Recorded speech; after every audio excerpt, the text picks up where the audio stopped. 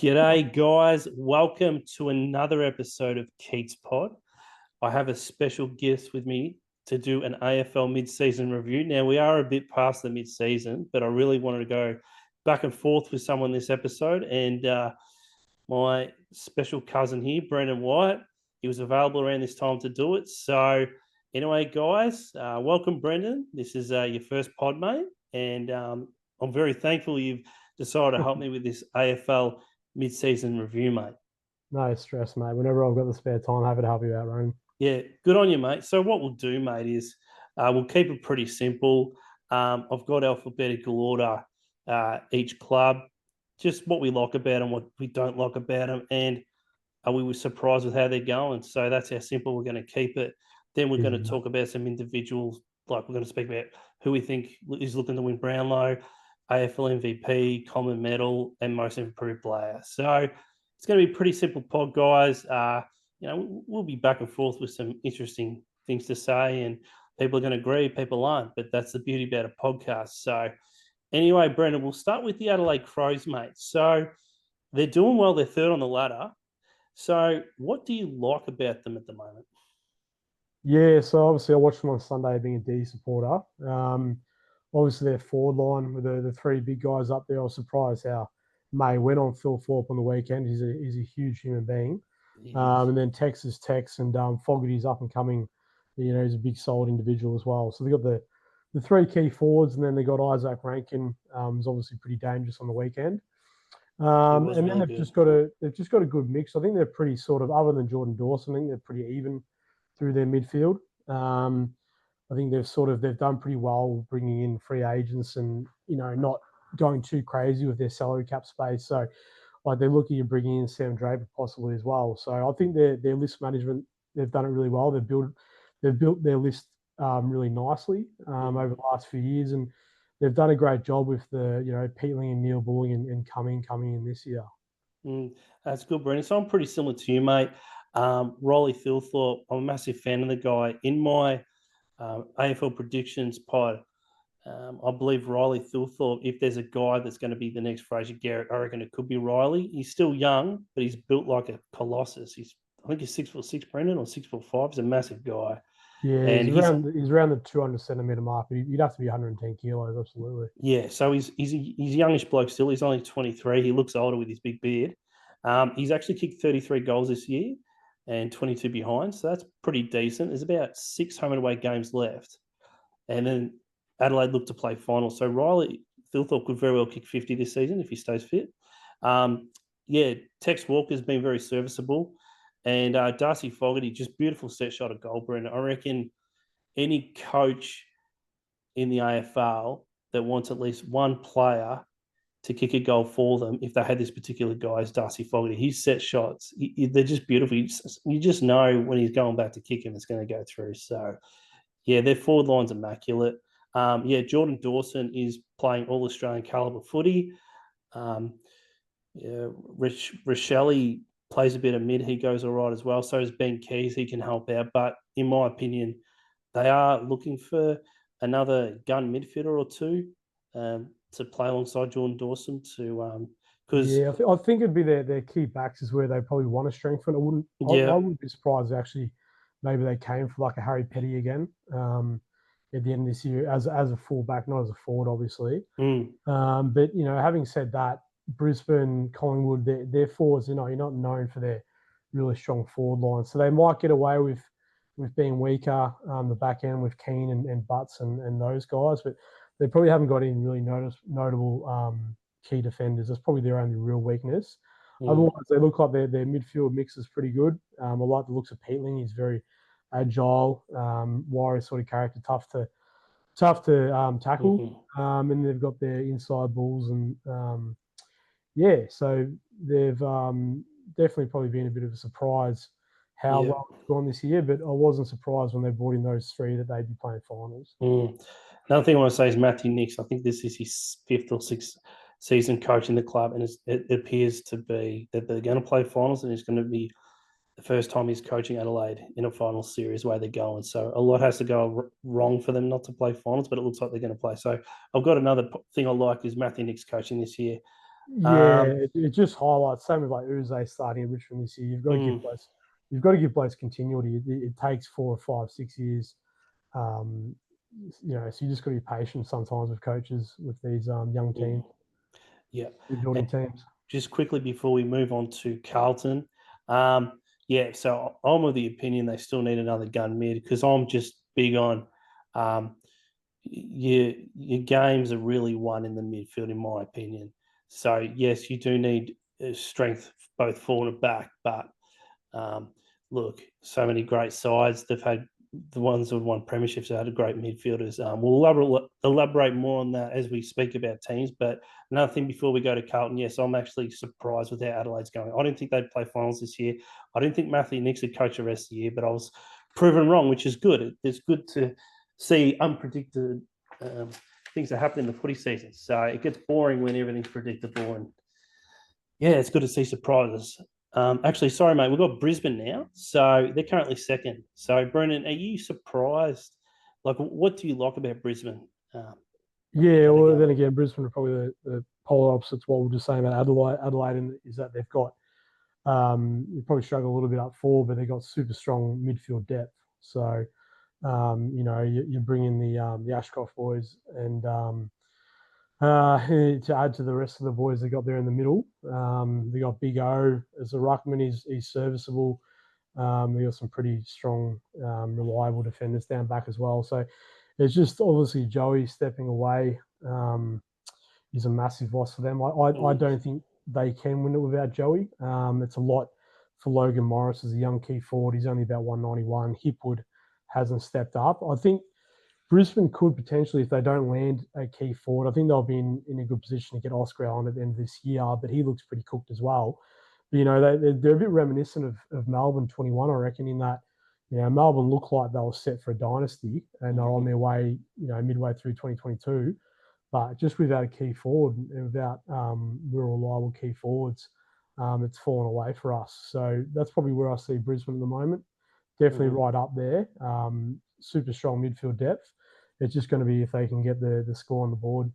The things I like about Brisbane this season, Dane Zorko, he's still playing pretty good footy for a 36-year-old, especially at the start of the year. Getting 35 disposals a game, and he kind of reminds me of Boomer Harvey.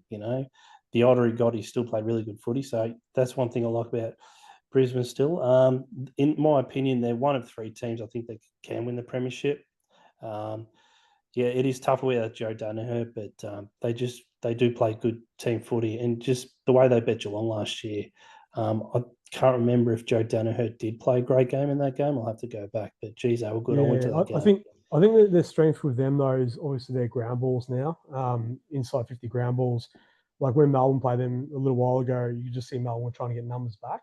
And I think that's the way to beat them is to get numbers back and flood their forward 50, because they do try and go really quickly to get it in there, but that's their sort of their bread and butter now is try to get it to ground for Cameron and the couple other fellas that got up there, Bailey and Rayner and Archie. So I think if you can take that strength away from them, but they are still a very good side. Yeah. They've also managed to play good footy and win many games without Joe Danaher. We were just talking about how a lot of people probably thought Brisbane probably wouldn't even play finals without Joe Danaher. But they surprised a lot of people. They keep winning games. They don't have Joe Danaher. Now, what don't you like about Brisbane, Brendan? Just what I was saying there. It's just the lack of another key forward to help Logan Morris. Really, like I said, Kipwood probably hasn't really helped out. And like we've seen with Melbourne the last few years, you just don't have those key forwards in come finals time that can take a big juke or get the ball to ground. I just think Collingwood and probably Geelong, probably even Gold Coast are ahead of them for mine. Maybe even Adelaide. Yeah, one thing I got that I don't like about Brisbane that really kills them as a team, they're woeful kicking a goal. They have games where they just kick way too many points. It was a problem last year. They still managed to win the premiership, but this year they're even more woeful. some of the games they've lost, they lost to GWS.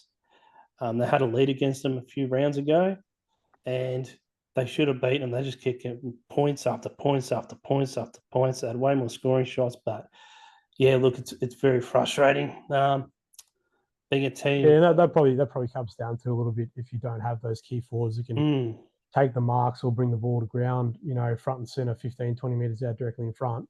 Mm-hmm. So you're looking at taking shots from wide and long, or rushed ground ball gets.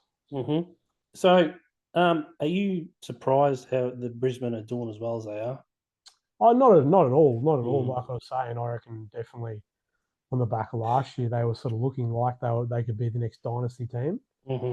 But yeah, just they need to recruit a key forward at the end of the season, really. I've got here, I am surprised how well they're going this year. Last year, they weren't very good for the first 8 rounds, and then they just got on a winning trot and just kept winning, won the premiership. And I thought they'd have a premiership hangover, kind of like Geelong in 2022. They missed finals 2023. Collingwood won the premiership 2023 and didn't play finals 2024. I thought it was going to happen at Brisbane, but I was wrong. But as I said, mate, this is another unpredictable thing that's happened in many people's eyes, and it's good to see that there's surprises in the game. All right, mate. So the next team, Carlton Blues, they're currently 12th. They're not tracking well, but Brandon, we'll try to speak about positives about or things you like about Carlton, if there is any. Is there any there, mate? Oh yeah, they've still got the top end talent. Yeah, it's funny how all these journos and they try to come for the teams that are underperforming, or try to come for the Sam Walshes or the Cripps or Harry Mackay's and these sort of guys. But I think Carlton it's a very even league. I think Carlton, like Melbourne, they built their list around the brand of footy that stood up several years ago. With the inside midfield balls, territory game, but and they've probably failed to adapt to getting pace and skill on the outside, a bit like Melbourne as well. So I think for Carlton, they're a very similar position to Melbourne. Voss and Goodwin are sort of walking on eggshells a bit. Voss is probably a little bit more trouble than Goodwin, I think. But still got the high end talent there. Just need to find a different mix. And I think probably curtains for Carlton like Melbourne this year. But if they can make some smart moves at the end this year, bringing Jagger Smith will be a midfielder start next year, and he will help with that inside outside mix. It's just the league this year. I think if you haven't got a real clear cut game plan, similar to Melbourne, or if you have injuries and that falls away, you can be sort of chasing your tail a little bit. So the things I like about Carlton this year, Tom DeConey's had a very good year in the ruck. He's actually won games off his own boot and just the way he's played. I went to Carlton versus Essendon a few rounds ago. If Tom DeConey didn't play, Carlton would have lost that game. So he's been pretty good this year. Have you heard any gossip about, are they going to retain him, or is he going to Saints? Or mate, I think he's gone. On the weekend, they played Tom DeConey a lot more up forward, and they played their other ruckman. The other ruckman they got, I can't remember his name, but they played him. Mark Pitt, yeah. Yeah, they were playing him a fair bit. Yes, Tom DeConey's a better ruckman, but I think they're looking the fact that he won't be there next year. I mean, such a good offer. They're offering him 7-year deal where he earns 1.7 million a year. It's like $12.5 million.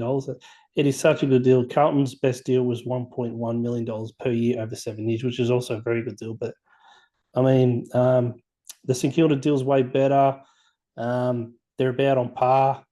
Yeah, I was saying to a Carl mate a little while ago that if Carlton had outperformed St Kilda by a fair bit this year, and been in top 6, and he probably would have stayed. It's crazy money, isn't it? It is crazy money. Twist your arm a fair bit. I've also got here Matey Kane. Sorry, he's a recruit from the GWS. And he's taken the most marks this year, and he's playing down back for Carlton. So he's been a shining light. So just a few of the things you don't like about Brendan, mate. So, is there a couple of things you'd like to elaborate on? Oh yeah, just like what I was saying earlier. I think they've just got to get the inside outside mix right. A few people have been floating trades like just hypothetical trades like Mackay for Petrarca or something like that. But I don't think that's what Carlton need. I think Carlton probably need to try and do what Melbourne have done the last several years, or what Melbourne's plan is to always try to get two high end talent each year or every couple of years, first round picks. So I think that would be better for Carlton. Maybe go to the draft, get a couple of young fellas, skillful pace, quick guys, just to help with that inside outside mix. I definitely would look at potentially trading Mackay. I think you've still got enough firepower up forward without him. He's probably the one. He's just a little bit too like a Clayton Oliver. He's just a little bit too iffy, isn't he? A little bit too unknown what you're going to get. Yeah. So with me, things I haven't liked, just Michael Voss's coaching. I mean, the loss to round one against Richmond shouldn't have happened. And they lost a few rounds ago to North Melbourne. That's another team they shouldn't have lost to. So some of that does come down to Michael Voss's coaching. Charlie Curnow not dominating. For a couple of years, he really dominated the AFL, best forward in the comp, but he's not even playing half to that ability. They were saying that he's in the last 5 games, he's only kicked 3 goals or something ridiculous. So he's just he's in no man's land at the moment. He's on a big money contract. He's a very talented player. They need him dominating. St Kilda offering a lot of money to Tom De Koning to lure him away from the club is another thing I don't like about what's happened this season to the Blues. Poor guys. They look like, Tom De Koning, I think he's going to win their best and fairest this year. That's how they're going. Yeah, and they're going to lose him. It sounds like you guys might be into Darcy Cameron if De Koning goes. So Darcy Cameron will be a pretty handy pickup. Or Ryan Marshall. But Geelong are chasing him hard as well. So, another thing, mate, Harry Mackay, he's been disappointing. He's only played 7 games this year. He's struggled with injury, mental health. He has played a few good games when he did play. I know he's broken his cheekbone as well, but he's been disappointing as well. For a guy that's played 130 games, he's only kicked 260 goals or something like that. I had a look at it a while ago. Like I think that's definitely unders for him. He's 204 centimeters. He's athletic. He is actually a nice kick when it all comes together. It is a long way down to his the ball drops a long way down, but I think he definitely should have kicked more goals to this point, and it's a little bit of a waste of talent, really. So hopefully he can get it together. If it's a Carlton next year, or if he gets a fresh start somewhere else. Are you surprised that Carlton are doing so poorly this year? Yeah, absolutely. Yeah, I'd say Carlton on par with Melbourne. Melbourne obviously dropped off a big way last year, but Carlton and Melbourne have been sort of, consistent in finals and been pretty competitive the last few years. I wouldn't have predicted. No, I didn't predict both of them falling off like that at all. I think it just comes down to both lists or both style of play. Melbourne and Carlton have been built around that contested ball inside territory game. But the game, the pace and the pressure and the foot skills and stuff like that has sort of gone past both clubs. So if you don't come into the year with a clear cut game plan, it's pretty hard to pivot like during the season, especially when you lose key players like you guys have with Newman and Kemp and Jacob Smith. It's you can build your game plan around those type of guys, and then they go down for a season and it falls into a heap. Yeah, mate. I'm actually surprised. I thought, Carlton got all Australian cable players in their back line with Jacob Wittering. Midfield, you got Sam Welsh and Paddy Cripps. Forward line, you got Mackay and Charlie Curnow. And, also, the pen and paper, they're so great, but they just can't get it together. And things aren't working out. Talking about like a premiership spine, we look at Adelaide and Brisbane probably don't even have a spine as good as what Carlton has. Is. It's probably lacking one extra dominant key defender. But I just think it's come back to the last few years. Like Zach Williams on a $900K a year contract, like that's way overs. You need to get him off your books. You had Jack Martin. Like Saad's a good player. There was one other that you picked up was like a flanker. I think you guys are just a little bit top heavy with your salary cap. Mm-hmm. So if you can make a little bit more space and even out, like Adelaide have done, even out that giving out the share of the salary cap, I think that would be a good move for Carlton. But yeah, I don't see why Carlton. I walk around Princess Park when I go for a walk. I don't understand why Carlton aren't on par with Collingwood. They've got similar, well, not as big as Collingwood, but similar parochial supporters and tribal supporting, and large membership base and things like that. The club really should be, I think, on par with Collingwood in a lot of ways. All right, mate. Now we'll talk to the flying Collingwood Magpies, because they are flying. They're on top of the ladder. So, Brendan, mate, what are the things you like about Collingwood this year? Yeah, we'll just come back to what we were saying about Carlton about pace and outside skill and that. The Dacos boys, like if you injected the Dacos boys into Carlton, who knows where they'll be? They're so good. Those two. So, I think Collingwood did well with picking up Membry. I think they've got enough scoring options up forward, and they've got mature bodies. They've got mature heads in the midfield. They get their pacing right. They know when to go. They know when to apply the pressure. They know when to put the brakes on. They're just they're the oldest team in the comp. They're just a mature, experienced team. Solid bodies, hardened bodies, and they've got the Dacos boys, the outside skill to go with that. Just some of the things I like about Collingwood this year. They've bounced back from having a pretty shot season last year. I think they finished 10th last season, and they had a lot of issues, particularly in their backline. They had some real issues, Brendan. Now, we'll talk about their backline, because Billy Frampton, I've watched some Collingwood games, and he's played really well this year, because last year he replaced Nathan Murphy. Now, Collingwood supporters know Nathan Murphy was a great player, especially 2023. He played backline, and he was a real colossus in their backline, and he helped out Darcy Moore a lot, because Darcy Moore likes to allow his opponent read the ball in the air, take contested grabs and rebound. And Nathan Murphy used to help, like laying the bump to allow Darcy Moore to take these marks and make it easier for him and things like that. And Billy Frampton wasn't as good as Nathan Murphy. Last year, he really struggled. He got beaten a lot as well. And Darcy Moore didn't play a great season either, because he really needed, Billy Frampton to be better last year to make him better. But this year, one reason why, because their backline was a real worry last year. One reason is because Billy Frampton stepped up, and the way he's playing, I've watched some games. He's probably going to finish top 10 of the best and fairest. He's a big lump of a lad. Probably the type of guy that you just want to keep it simple. And like you're saying, just playing as a lockdown fella. He's a big athletic lad. He's over 200 centimeters tall. So exactly right. If you can,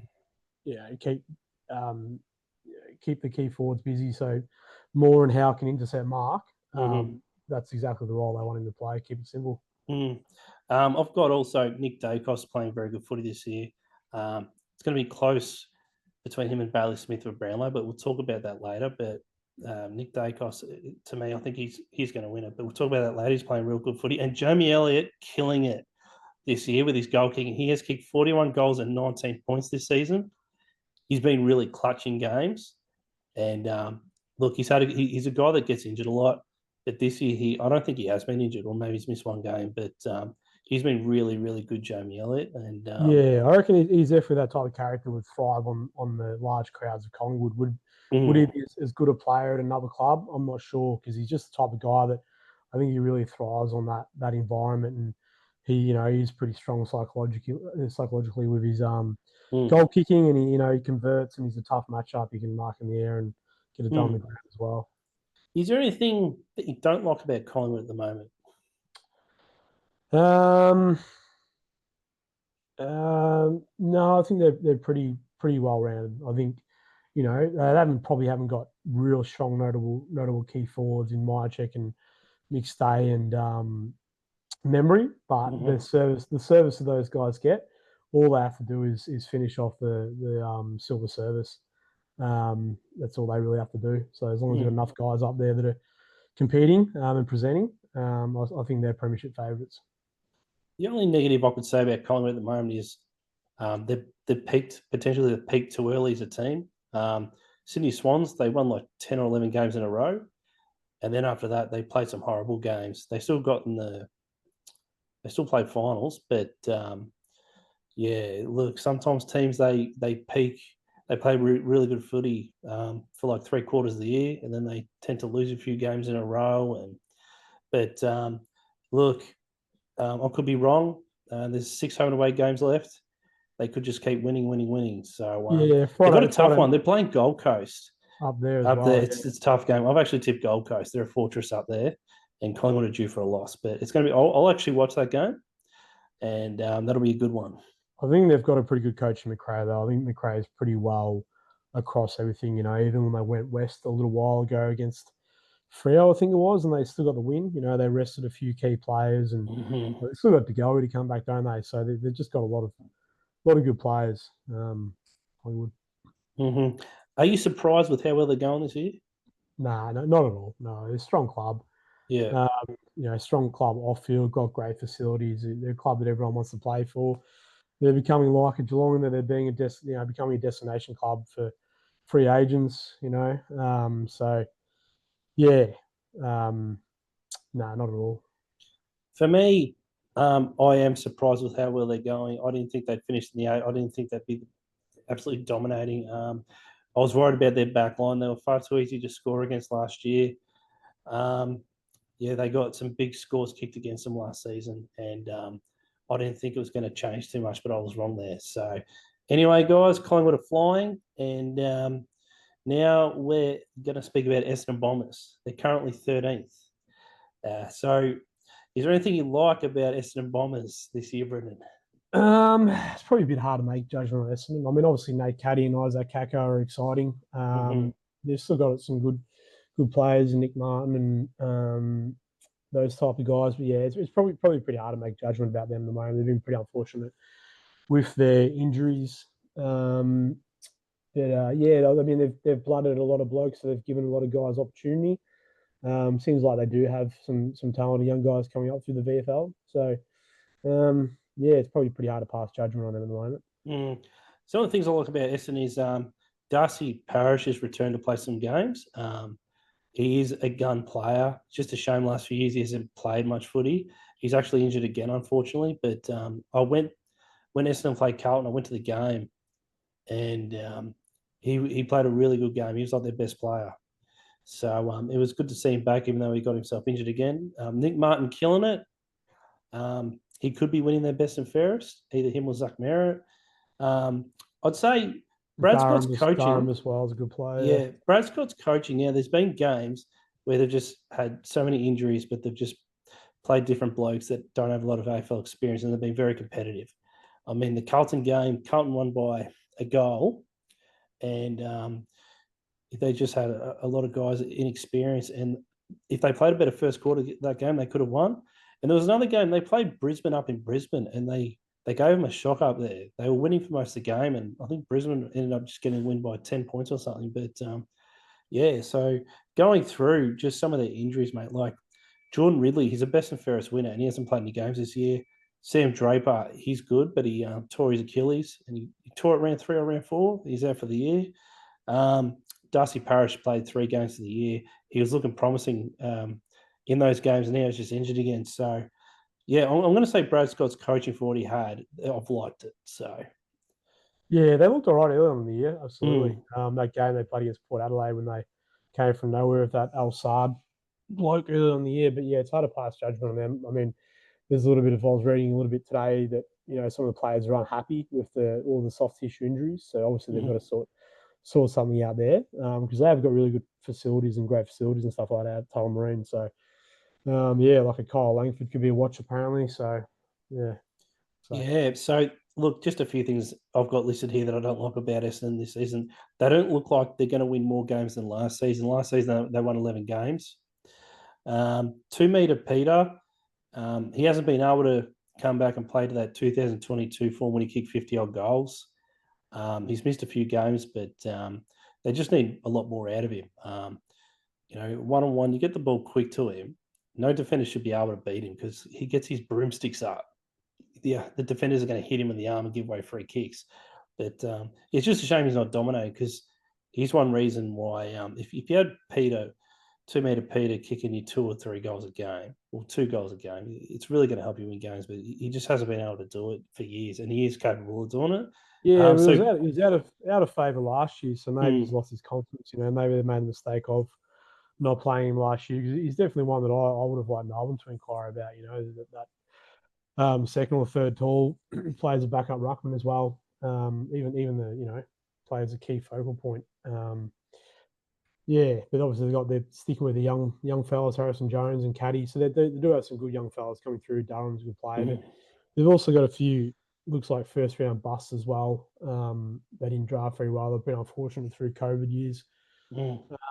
So yeah, they're a little bit disappointing how they've sort of regressed a bit, Essendon, because it's sort of feel from them and their supporters. We've got a few mates at Essendon supporters, and they've sort of been nowhere for the last 20 years. So. You agree with me? You're not surprised that they're doing poorly this year? Probably another team that I wouldn't really see as a threat to anyone really, but might have had them around that 8 to 12 mark potentially where they are now. So, Yep. No, that's good, mate. The next team here we're going to talk about is the Fremantle Dockers. They're currently 9th on the ladder. They were in the 8 for most of the year. Now they've slid down to 9th. They're still in the mix though. What do you like about Fremantle this year, Brendan? Well, Jackson. I mean, they've just got to do what Melbourne did with Cozzy and sign Jackson up for a lifetime deal. Just throw in the biggest money deal in the history of the club. That's what they've got to do. So they've just got to shaft Darcy off, really. So apparently Essendon might have been interested in Darcy if Draper goes, and potentially even Carlton might be interested in Darcy. But that's what they've got to do. They've just got to. He's struggling with weight, Darcy. There's times when he just looks overweight. Yeah. So they've got to stick with Jackson. I mean, yeah, they've got a good spine. They're young key forwards, the 3 key forwards they've got up there. So they're just playing one too many tall. Obviously Tracy and Miss their 10-year decade long key forwards, and then Voss looks pretty strong as well. And then Pierce and Ryan and the other tall fella down back. They've got potential there to be a really strong spine. They've got the good midfield mix as well. So I think they just do themselves a favour of getting rid of Darcy and signing up Jackson long term. Yeah, so the things I like about him, Caleb Sprong's having a very good year. Smoky for the Brownlow if he keeps it up. Shea Bolton, he's been some of the games I've seen, he's played well. So he's been a pretty decent recruit for him. Some of the things you don't like about Fremantle this year, Brendan, is there anything off the top of your head? Not really. They're a pretty young team. I think they've dropped a few games. Like they dropped the game against Melbourne earlier this year. They dropped the game on the weekend. They probably shouldn't have lost to who they lose to again. Just on the weekend gone. Yeah. So they've probably just been a little bit inconsistent. I know their supporters and the club are expecting a lot of them. They've got a good list, good spine, good midfield mix. I think they're probably underperforming to a certain degree, but it is a pretty tight comp, that top 9. Some of the things I don't like. So Collingwood played Fremantle up at Fremantle. Jesus, might have been around 6 or 7. And Collingwood rested a lot of their guns. They rested like Jeremy Cow, John DeGold didn't play.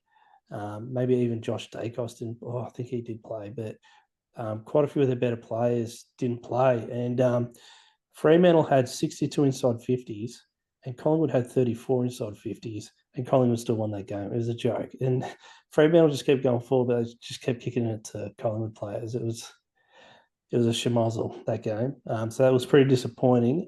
In my opinion, they're missing a gun forward who's talented enough to kick you more than 50 a season. That's one thing that I don't like about him. Also, Nathan Fyfe, he's on his last legs. He's 33 years of age. He's only played 4 games this year. Last year, they started giving him tagging roles, and he's been starting as a sub a few times. But look, maybe Fremantle and Fyfe, they need to have a strong chat at the end of the year and possibly pass like part ways. He's a player I think they're paying a lot of money to, and he's barely playing. So yeah, it'll be interesting to see what happens with Fife at the end of the year. I think he could very well retire. Are you surprised with how Fremantle are going this year? Not really. Yeah, we played them pre-season this year. Um, yeah, they look like they're a pretty even team across the board. Mm, Probably, I mean, they're fighting to play finals. Yeah, that was the game I referred to earlier on the year when I was talking about Collingwood earlier. That Craig McRae is a good coach. He mm, still finds a way to win. He's pretty clutch, Craig. mm, But yeah, the game of the weekend against Sydney. I mean, Sydney's starting to get some players back, but Freo, if you're a top 8 team, you should be winning those type of games against the bottom 10. So mm. yeah, Yeah. Well, I'm not I surprised think how. if they get there, they'll probably have to play the first final away, and I think they'll Mm-hmm, struggle. I think they'll probably be one of the first. They'll be one of the first teams eliminated if they do have mm, to make it. yeah, yeah. Yeah, I'm actually not surprised that they're going. I thought they'd finish anywhere between 7th and 10th. So that's about where they are at the moment. So yeah, that's it for Fremantle. Now we're on to the Catters, mate. The mighty Catters. Oh, They're fourth on the ladder. we skipped Geelong, mate. Bloody hell. Mate, what do you like about them? Because there is some good things about them. Good old Paddy Danger, mate. Yeah, he just keeps getting better with age, doesn't he? Mate, he set Yep, shots. great. His set shots this year has been clutch. He's been good with his set shots. It's been a weak part of his game for most of his career. But the Yeah, last you year just or got to two, admire the guy. 350 games the other week. mm, So some of the games that they showed he played over his career. You forget about these things when he's kicked 7 goals or he's had 38 touches, and mm, it's been a star from him for a long time. Again, the Cats is just it's a strong club. good They got culture. the benefits probably a little bit in that it's probably a little bit cheaper to live down in Geelong, and you can live that surf coast lifestyle, Mm, the country lifestyle, and have a farm, or live in the mm, hinterlands like Bailey Smith is doing, and everything's a little bit cheaper, or housing's a little bit cheaper, so you can fit blokes into the salary cap a little bit more. I mean, Jeremy Cameron's an absolute star. Yeah, I'm probably surprised that they're doing as well as they do. Without other than Holmes and Smith, they probably drop off a little bit with their midfield. mm, But they've got the bookends at the other ends of the ground with Jeremy Cameron and Shannon Neal seems to be mm. coming on pretty They well. tend to get Jeremy Cameron to play up the ground to help out the midfield. Yeah, they do that game plan really well. Where they get numbers up and then they reset back to goal, and they use their little fellas to run and carry and create space. Mm, So yeah, it's just been a strong side for a long time. And yeah, I reckon they're probably one of the only clubs that'll be a real threat to Collingwood. Probably just going to depends how the top 4 play out and mhm. who gets who in the prelims and things like that. Yeah, that game when Collingwood played Geelong at the G, might have been round 10 or something. That was a great game. That Collingwood player that's like never missed a game. He missed a goal after the siren. You never miss the game. Yeah, they got the game. What's that guy's name again? Jack Crisp. Yeah, Jack Crisp. Yeah. that So wasn't he's insane. That was an insane finish, wasn't it? that was mate. He's had a Like set three shot. or He four wasn't. seconds, It and wasn't even that hard, and he just yeah, fucking shanked it on the they're floor. just they're just they're just Just clutch animals. pressure. They're just they're still clutch. To get in the position to be able to do that. I was unfortunately didn't kick it, but they're so good in those tight games, Collingwood, aren't they? So you can't write Mm. them off. Some of the things I like, yeah, look, Bailey Smith coming off an ACL injury and playing as well as he has. He's playing Brownlow footy. He could win it. Max Holmes is playing really good footy as well, and I think he's going to take quite a few votes off Bailey Smith. But anyway, it's going to be very interesting Yeah, to see how those two go at the end of the year in the I'm a big Brownlow. fan of I'm a big fan of Bailey's. Like classic tall poppy syndrome in Australia. I don't really like seeing all that hate that people Mm, get purely because they're head and shoulders above other people. But I've got a lot of respect for the way he's bounced back after an ACL. He's come across to a new club. They wouldn't play him as an inside mid at the Dogs, and now he's making them regret that. So kudos to him. mm. Yeah, Just a few things. You just got to watch himself with the social media. Unfortunately, he's a role model, and there's a lot of young kids that love him and look up to him. And you just got to watch the type of things that he posts. and just got to tone it down a bit, just be a bit more respectful. But it is hard on the footy field. I've seen footy players absolutely cop it from the crowd. You just got to be humble and just ignore it and be the bigger person. But he has got in trouble for waving the bird around. Speaking from experience, mate. Well, mate, unfortunately, I know the boss of the AFL, Andrew Dillon, actually had a meeting with him at his house with Chris Scott and Mackie. So hopefully that's sorted him out because the eyes are watching him. I think it will. I think it will because they obviously identify him as, especially too if he is going to win a Brownlow, it's not going to be a good look for the league. He's making jokes about getting on the sniff and all that. So, yeah, I know. Yeah. But I think he'd be smart enough. He's making enough money to realize what a commercial success he can have. He can be set his generations ahead up the amount of money he could potentially make. So yeah, just another thing. We're talking about Dangerfield before. Something I like his goal kicking, particularly his set shots, just being clutch. Jamie Elliott, he hasn't kicked as many as Jamie Elliott, but he hasn't needed to. But he's kicked 21 goals and 14 points this year in 14 games he's played. So he's been pretty good. Yeah, just got to love the way he throws himself in the contest, don't you, Danger? Just reckless abandon. What don't you like about Geelong, if there's anything off the top of your head? Other than the club itself, mate. Other than the city and the club, nah.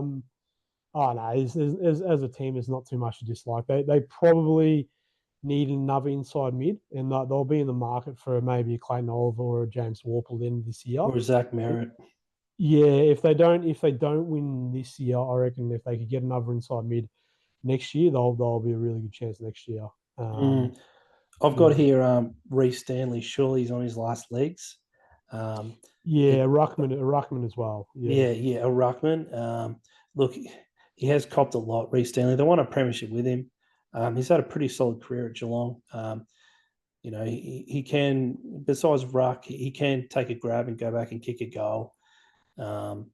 But they'll be on the lookout for the ruck, and that's definitely a position on the ground for them that they haven't had a good ruckman since Brad Otten. So, and the whispers of being Rowan Marshall, is they in Rowan Marshall? Or? Yeah, I think Rowan Marshall, Sean Darcy, I've got here that they're contemplating getting. So, look, it'll come down to the dollar at the end, and I think Darcy would even be a pretty good fit for Geelong. I reckon because he's a local boy.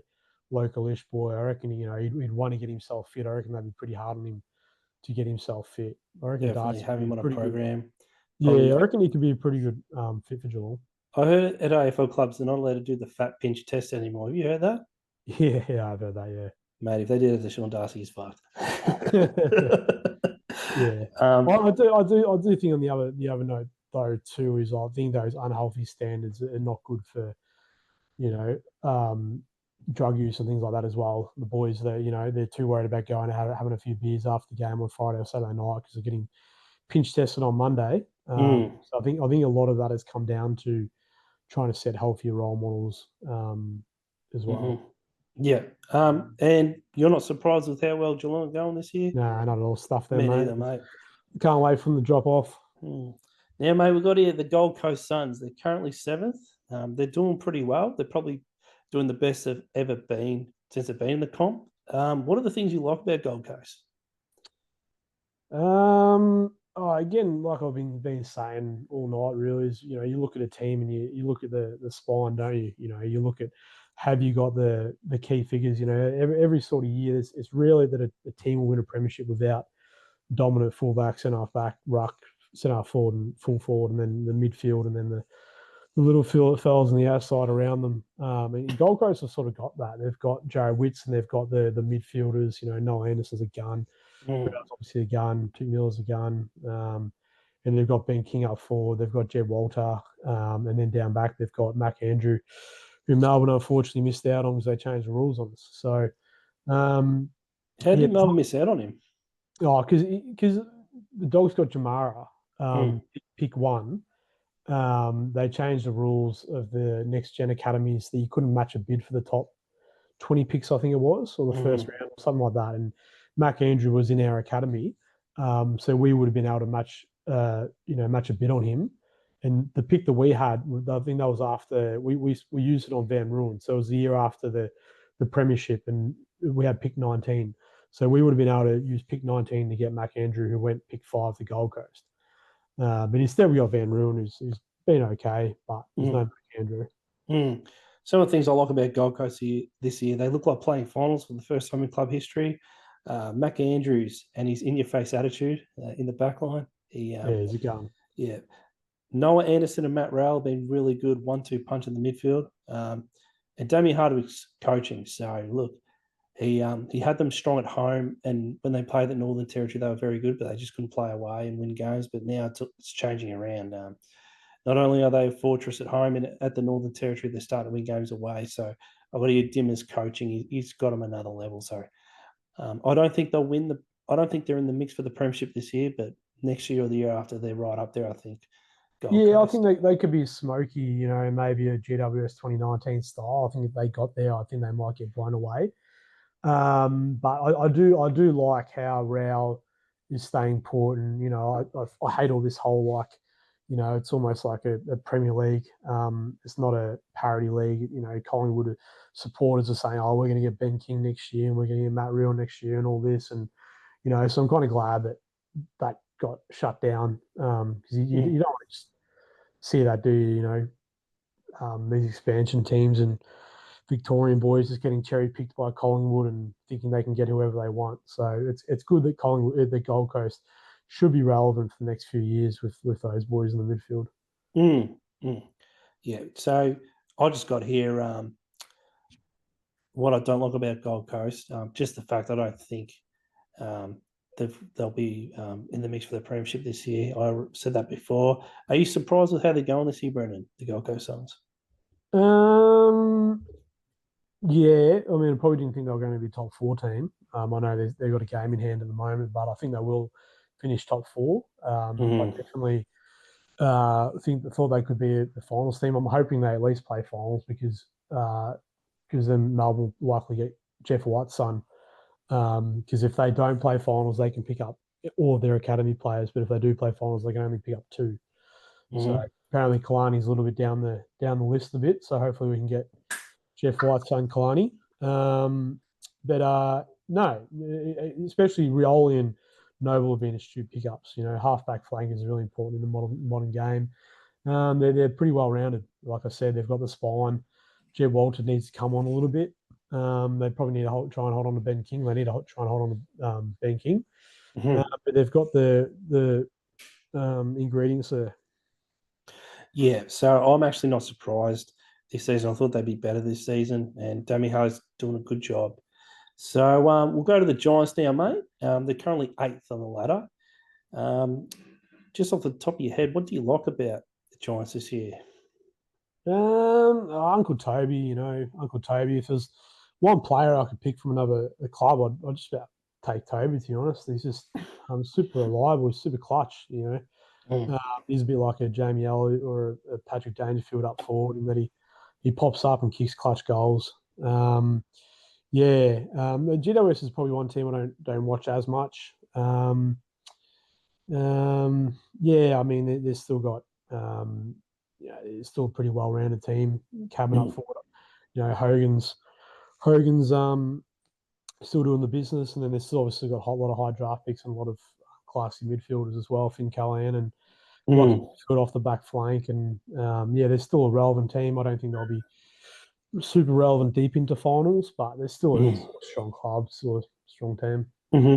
Just a couple of things I've got here noted down for Giants. Jesse Hogan, he's injured at the moment, but he's played good footy this year. He's kicked 40 goals and 8 behinds this season. That's like Matthew Lloyd, very accurate. Yeah, and that comes down to I think last year there was a stat that he was the best one-on-one key forward. And I think that comes down to the fact that your key forwards are the guys that allow you to take a big juke or a mark in the corridor 15, 20 meters out from goal, don't they? That's what Melbourne's been missing, especially this year, like a Jesse Hogan type that can relieve the pressure. And he's probably kicked 40 goals 8, because if you looked at his map for goals, most of them would be in the corridor directly in front, 20, 30 meters out. But yeah, another thing, just the Giants have always just been a team full of just stuck with high drafted talent. And Yeah, similar to Freo though. They mm, do need to. Both clubs have played in the grand final, haven't they? So to be super threat, to be relevant, they do need to win one, don't they? In the next 5-10 years, I can't see where the improvement's going to come for them to be, winning one in the next 5 years. So mm. Is there all of them. anything you don't like about the Giants this year? I probably don't watch them enough to probably make a Mm, judgment on that. I don't know enough about their depth and their list. I mean, probably the only thing I could comment on is the depth they did lose with like Perryman and Cumming, and there was one other, wasn't there, that Nick they lost. Haynes went to Carlton, killing it, taking marks everywhere. Yeah, they lost over the off season. So GDOS is one of those clubs that they tend to be a bit of a revolving door of players. So for them to be relevant, yeah, they just start retaining a few of these guys, like they did with Finn Callahan. Mm. I've got here. The thing I don't like about Giants is they just tend to lose games they shouldn't lose. Like during the year, they lost to Port Adelaide when playing at home. I mean, they can't lose to a team like Port Adelaide at home. You know what I mean? So they're just Yeah, not. They're not putting their foot on the throat against teams they should beat and just beat them. You know what I mean? Like a yeah, Geelong. that's probably the 5 to the 9 in the top eight, top nine anyway. The 5 to the 9 teams are sort of losing games they really shouldn't, which is obviously why they're falling behind the pack. But the top four teams are doing the business. The only games they sort of lose against the other top four teams, the odd loss. So it's a Mm. pretty still pretty tight, pretty tight league. Those sort of bottom four of the top eight teams. Like I still expect Melbourne to get a scalp, for the remainder of the season. They nearly do with Collingwood. They nearly beat Collingwood. They should have won that game. Yeah, I still think Melbourne will get one more scalp for the rest of this year. I just think the list is too good, considering. Mm. Yeah. Anyway, Are you surprised with how the Giants are going this year? they're sort of always around the mark. Yeah, I was surprised when everyone was saying at the start of the year, all the experts were saying had them down as the premiership favourites. I was a bit surprised by that. I didn't really see.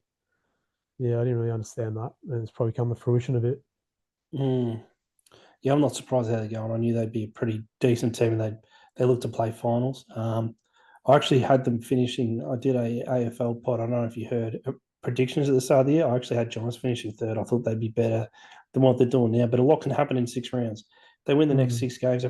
They could finish third or fourth. But anyway, mate, now we're up to the mighty Hawks. They're currently fifth on the ladder. What do you like about the Hawks this season, Brendan? Hawks have got a really good list. They do. They could probably do maybe with another elite midfielder. I mean, Will Day has been injured, which has hurt them a little bit. Huge loss, But yeah. yeah, but when you look at like they got Marbiel and Gunston up forward, and then they've got like Mitch Lewis has come back from injury and Cal Shadir's come back from injury, and they're playing for Box Hill. They got a pretty strong list. Battle and you have a big fella down back, Barras. Yeah, again, like when I look at a team, they got the spine, they got Big Meek in the middle. They got some key forwards. They've got a really good mosquito fleet with Ginny and the Wizard and what's his other name, other fella's name. But yeah, they got the mosquito fleet up forward, and yeah, no, they're a good team. I thought they would have been doing a lot better than they are. I think a lot of people would have thought they'd be doing better as well. Mm. Look, I thought they were going to win the premiership last year. Unfortunately, they went up to Port Adelaide. They played out of their skin and bet them. But yes, Will Day, huge loss. If they had Will Day, they'd be a different side. I reckon it's the next James Hird, Will Day. I just watched them both play, and I'm just like, because I used to watch James Hird a lot when I was growing up, when I was a kid, and I just see a lot of similarities. So yeah, he's a massive loss. The things I do like, Jack Gunston is playing very good footy for a guy who's 33 years old. He's kicked 30 odd goals this year. He's kicked a bag of 6 against Port Adelaide, and he's kicked a bag of 7 against North Melbourne. So for an older fella, he's not just contributing; he's playing some really good games, and he's winning games off his own boots. So Jack Gunston's been fantastic for him, and I'd say Sam Mitchell, he's still playing. Well, he's getting the boys to play really good disciplined footy. Um, so Will Day's a massive loss. He played a lot of games last year, and that's one reason why Hawthorn were really pretty good. But yeah, look, there was a Yeah, bit I'm of a patch. There was, surprised they haven't. yeah, I don't know if there's a bit of a pinch on with their salary cap now. They got Brass and Battle, but I'm surprised they haven't signed up Warple yet. But maybe Warple's yeah, asking for too much, and is he? yeah, Yeah, maybe okay. these are things that can hold it up. Their management asks for too much, and then clubs start speaking to other managers, and yeah, it can get funny around contract time. I think Geelong are trying to get Warple. He's a Geelong boy, I think. Yeah, Bell Park. Yeah. Yeah, I'd say Hawthorn probably pretty similar to Geelong in that they've got the bookends, they've got the forwards, and they've got the defenders. Maybe a Mm, little bit shallow midfield.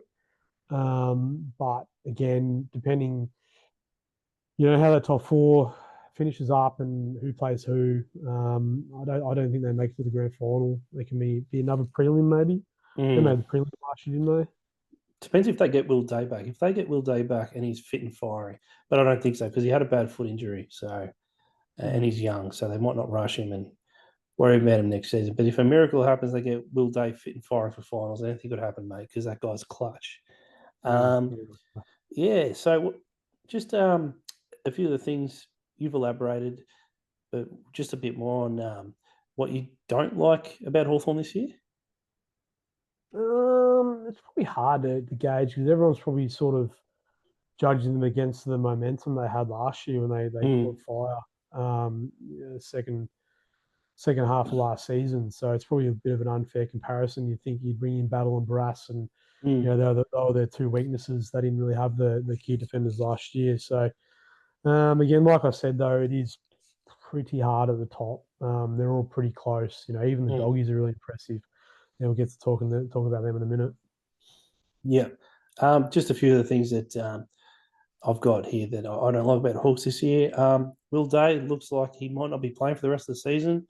It might be a smoky for finals, but it's a tough decision to make in a few rounds. Luke Bruce, he's only played 5 games this season and he's only kicked 3 goals, and he's been playing a fair bit at the Box Hill Hawks. And he's on his last legs, I think, Luke Bruce. He's been a champion player, and he got his. I think he's played a touch over 300 games now, and I think that's probably the main reason why Sam Mitchell let him Yeah, play they got this enough. year. They got enough this time though. Dylan Moore, those guys are the Mm, future. They got to play. They got to play them. yeah, Ginnivan, I really like Ginnivan, and obviously the Wizards. So they've yeah. probably got enough this time. Lucky Gunston, because I think Gunston's a year younger than him, or maybe the same age, but Gunston's playing some pretty decent footy. But yeah, Yeah, he's, look, he's Luke got good Bruce. juice. He's got good juice, Gunston. He's got the experience, and Mm, he's super reliable. He might only get several chances a game, but he takes them on. You can say the mm, same thing about Bruce. Yeah. yeah, but yeah, Bruce looks like it could be his last leagues and could be his last year. In my opinion, Hawthorn were playing better footy last season. Um, and I've got that noted down here as well. Are you surprised with how Hawthorn are going this season?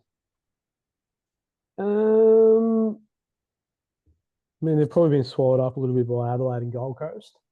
Yeah, I mean, yeah, that's probably the best way to put it. I think is that maybe at this point in time, I thought they would have been probably third, but they've just Mm, been swallowed up a little bit by Gold Coast and Adelaide and their improvement. So yeah, they're still a threat though. mm. Um, They play good team footy.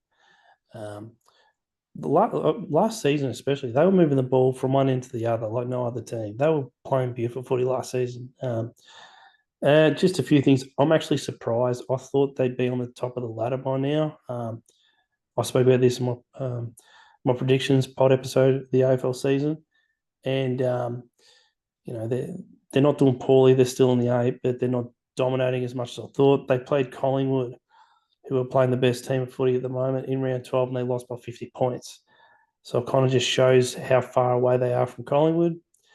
But yeah, I yeah, think it comes back to what I was saying earlier in that you sort of need to have your game plan set at the start of the year because it can be hard to change and adjust and pivot throughout the year. I think like clubs and coaches get a chance to pull apart other teams' game plans at the end of the year, and other coaches. Hawthorn will probably become a bit of a template for other teams the way they move the ball, and then also how to defend them. They're probably figuring them out a little bit. So that probably explains a little bit, Mm. why their momentum's been seized a little bit from last year to this year. Mm. Now, Brendan, we've got your mob here now, the Melbourne Oh, Demons. let's skip these They're guys. 14th on the ladder. What do you like about Melbourne this year? If there's anything to pick out some positives of the year.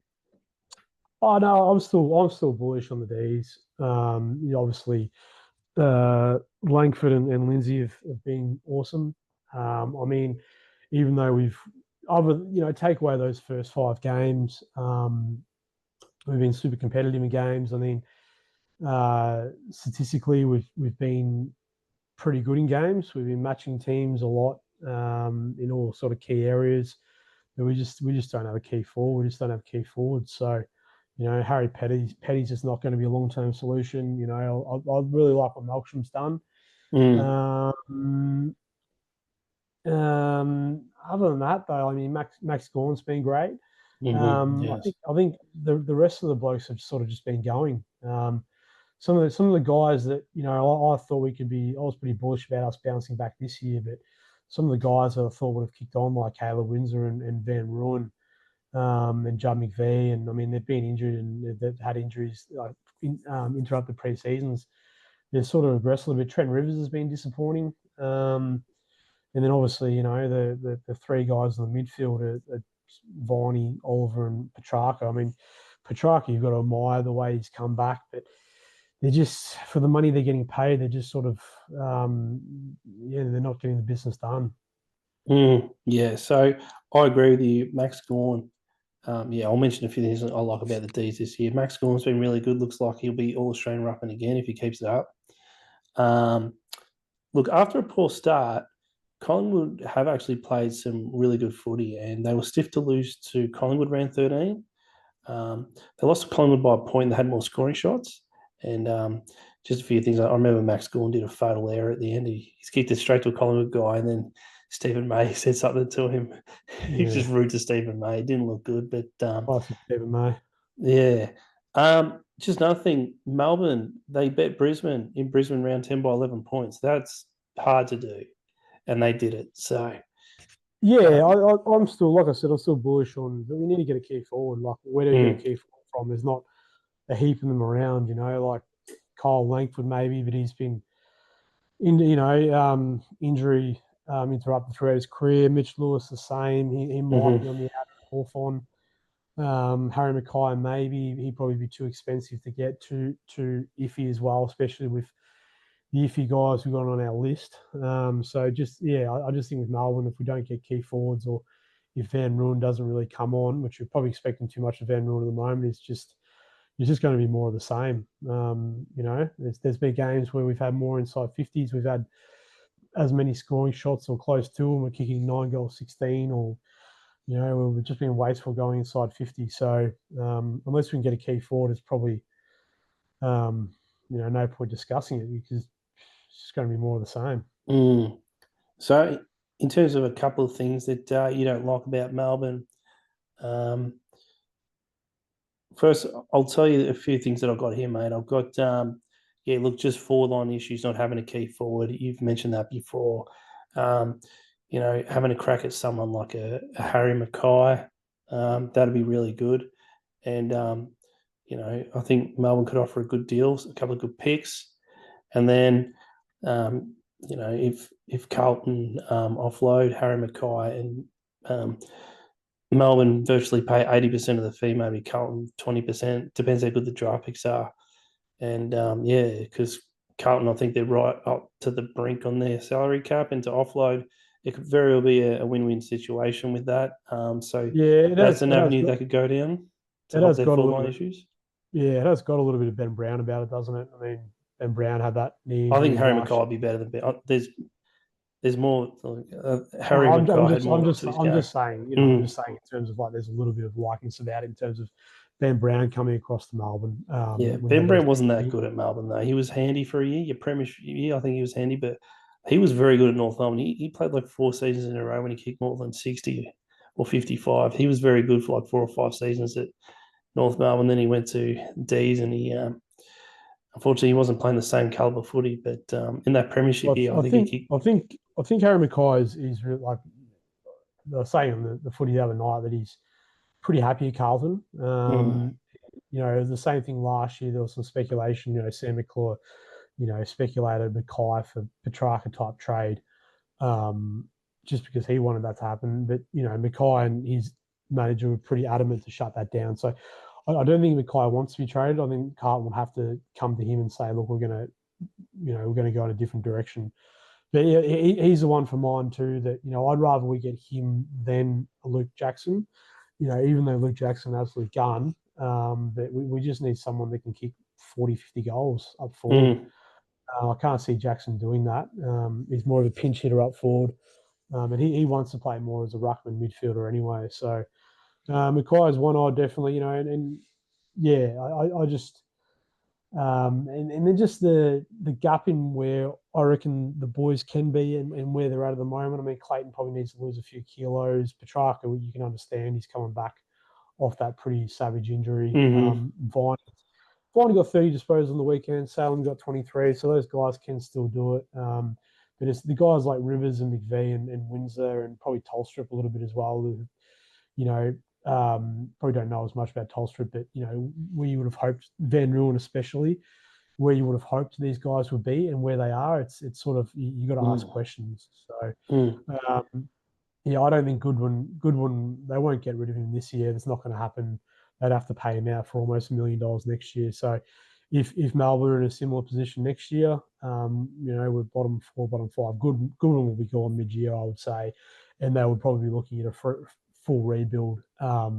If we can land a key forward, and that inspires the blokes to get super fit, we might be a chance to bounce back next year. Who knows?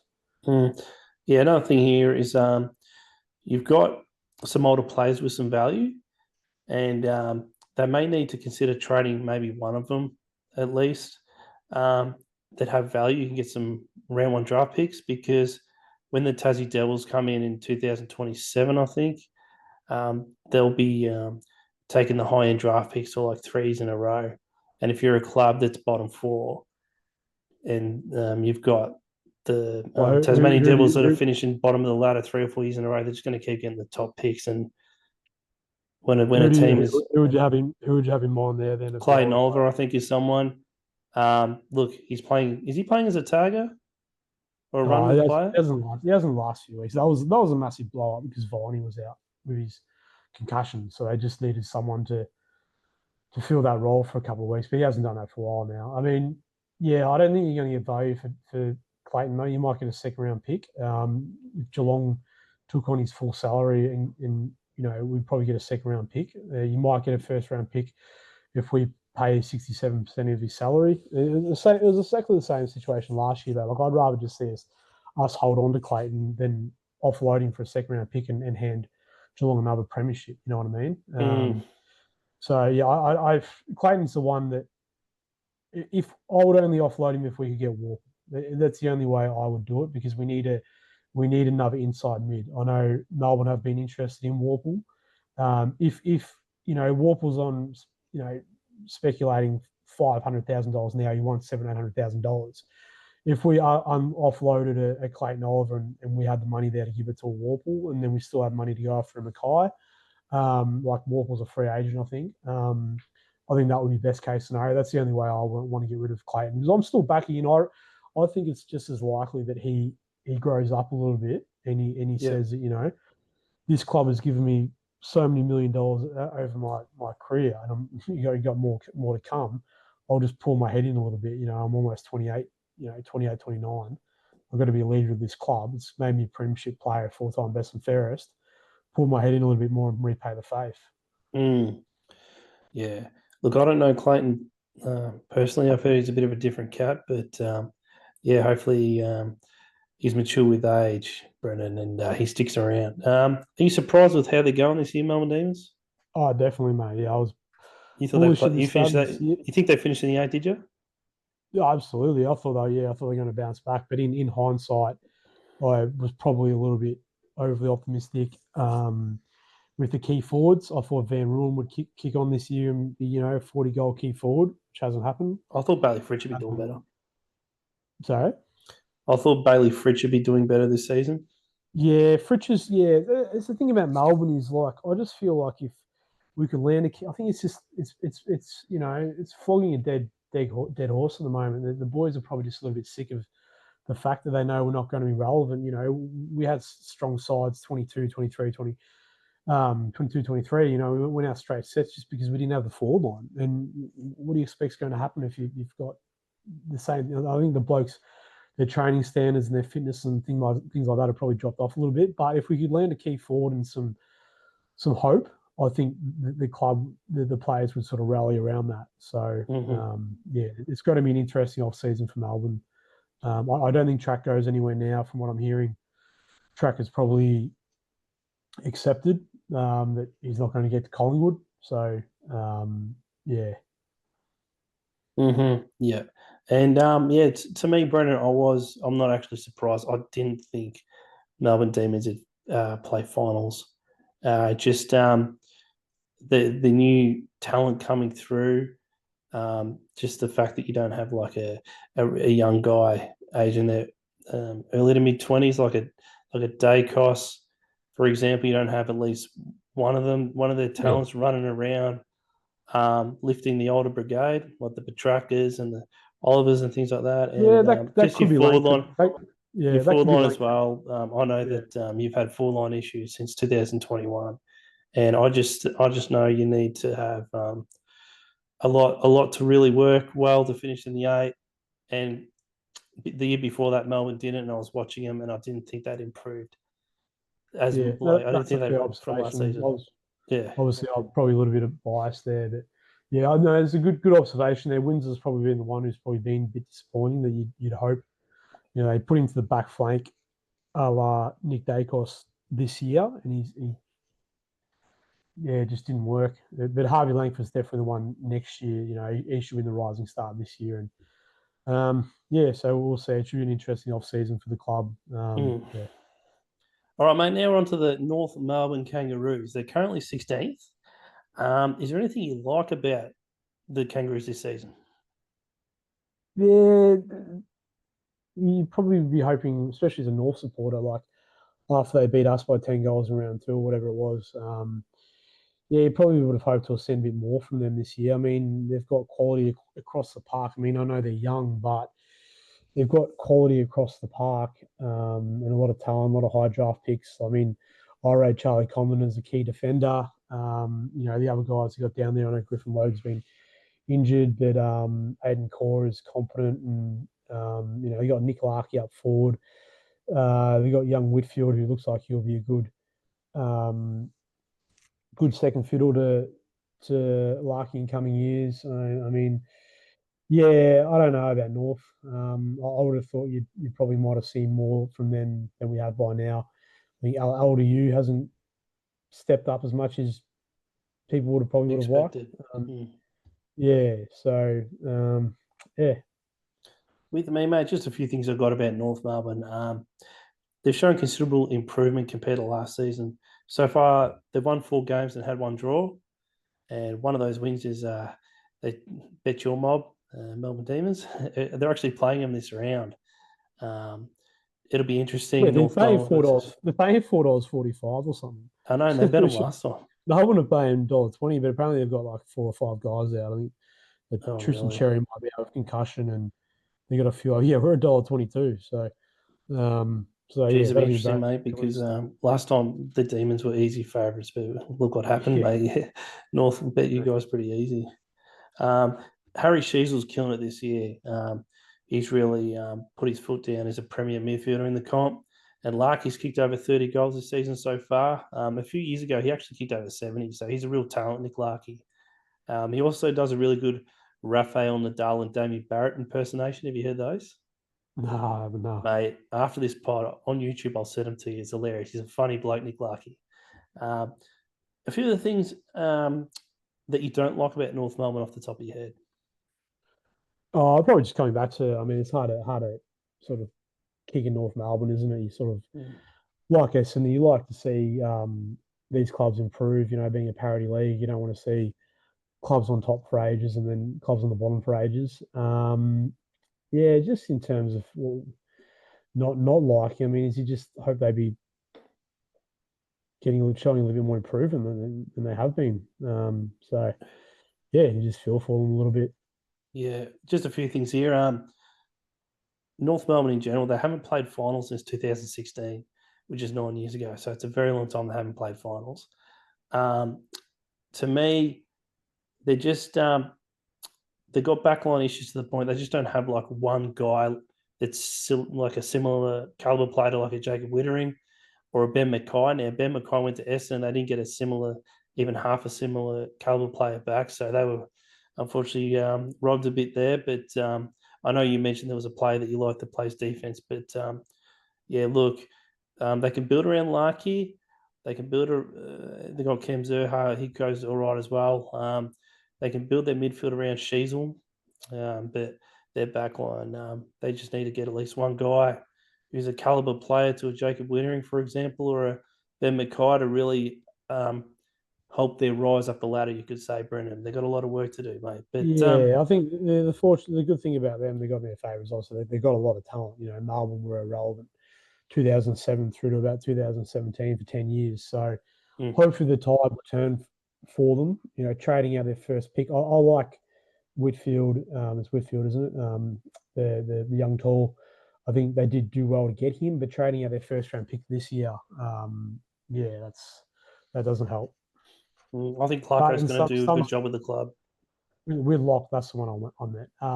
But yeah, at some stage or another, you've just got to back the talent you've got in. So yeah, hopefully the tide will turn for them just on the amount of talent they've got. Are you surprised with how they're going this year, North Melbourne? Not at all, no. Me neither, mate. I agree with you on that one. Now we've got here the Port Adelaide Power. They're currently 11th on the ladder. Off the top of your head, are there a couple of things you like about the club this year?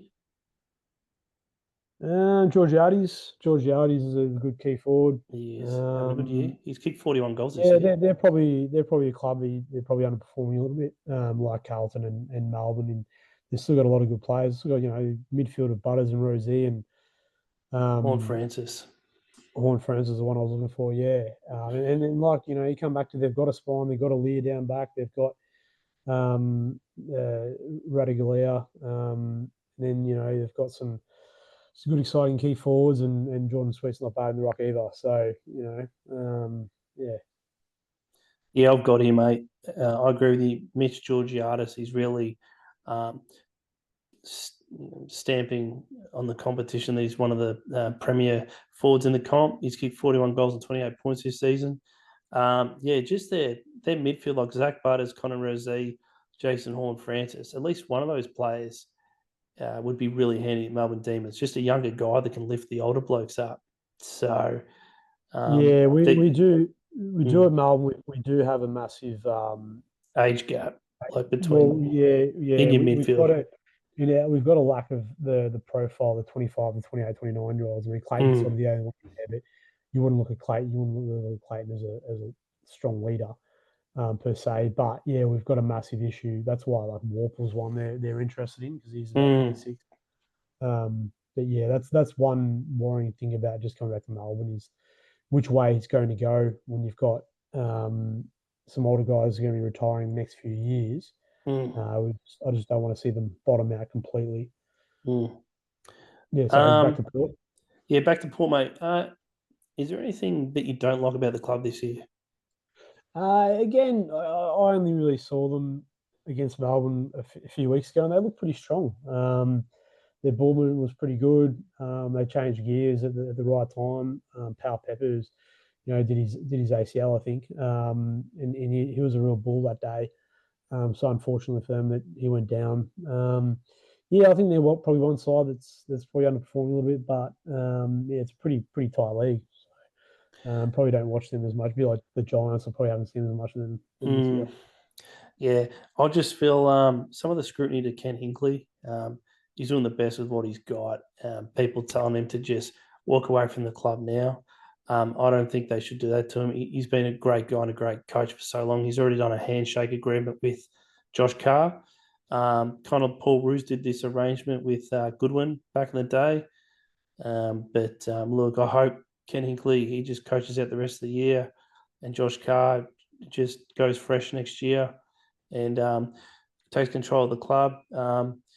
Yeah, it's a completely different narrative. It's a completely different narrative, isn't it? When you actually get a premiership, like Carlton and Port are probably in the same position. They've had really strong lists and they've gotten close, but haven't quite. And then you look at a Melbourne where, well, at least we got one. It changes the narrative a bit. And you look at Hinkley and Port was so strong for so long, but they just couldn't get it done in the finals. So yeah, he goes away a little bit tarnished, really. Yeah, so just a few things I've got here. What I don't like about Port Adelaide, they generally play well at home. However, when they play away, they're usually easy beats. They're a team in no man's land, in my opinion. I didn't see them playing finals. I didn't see them bombing out bottom three, but I just saw them finishing anywhere between 9th and 14th, you could say. That's no man's land, in my opinion. Look, Travis Boak, he's been a great player for so long. He's the same age as me. And in my opinion, I think Port are going to sit down with him and say, look, mate, we're going to rebuild a bit.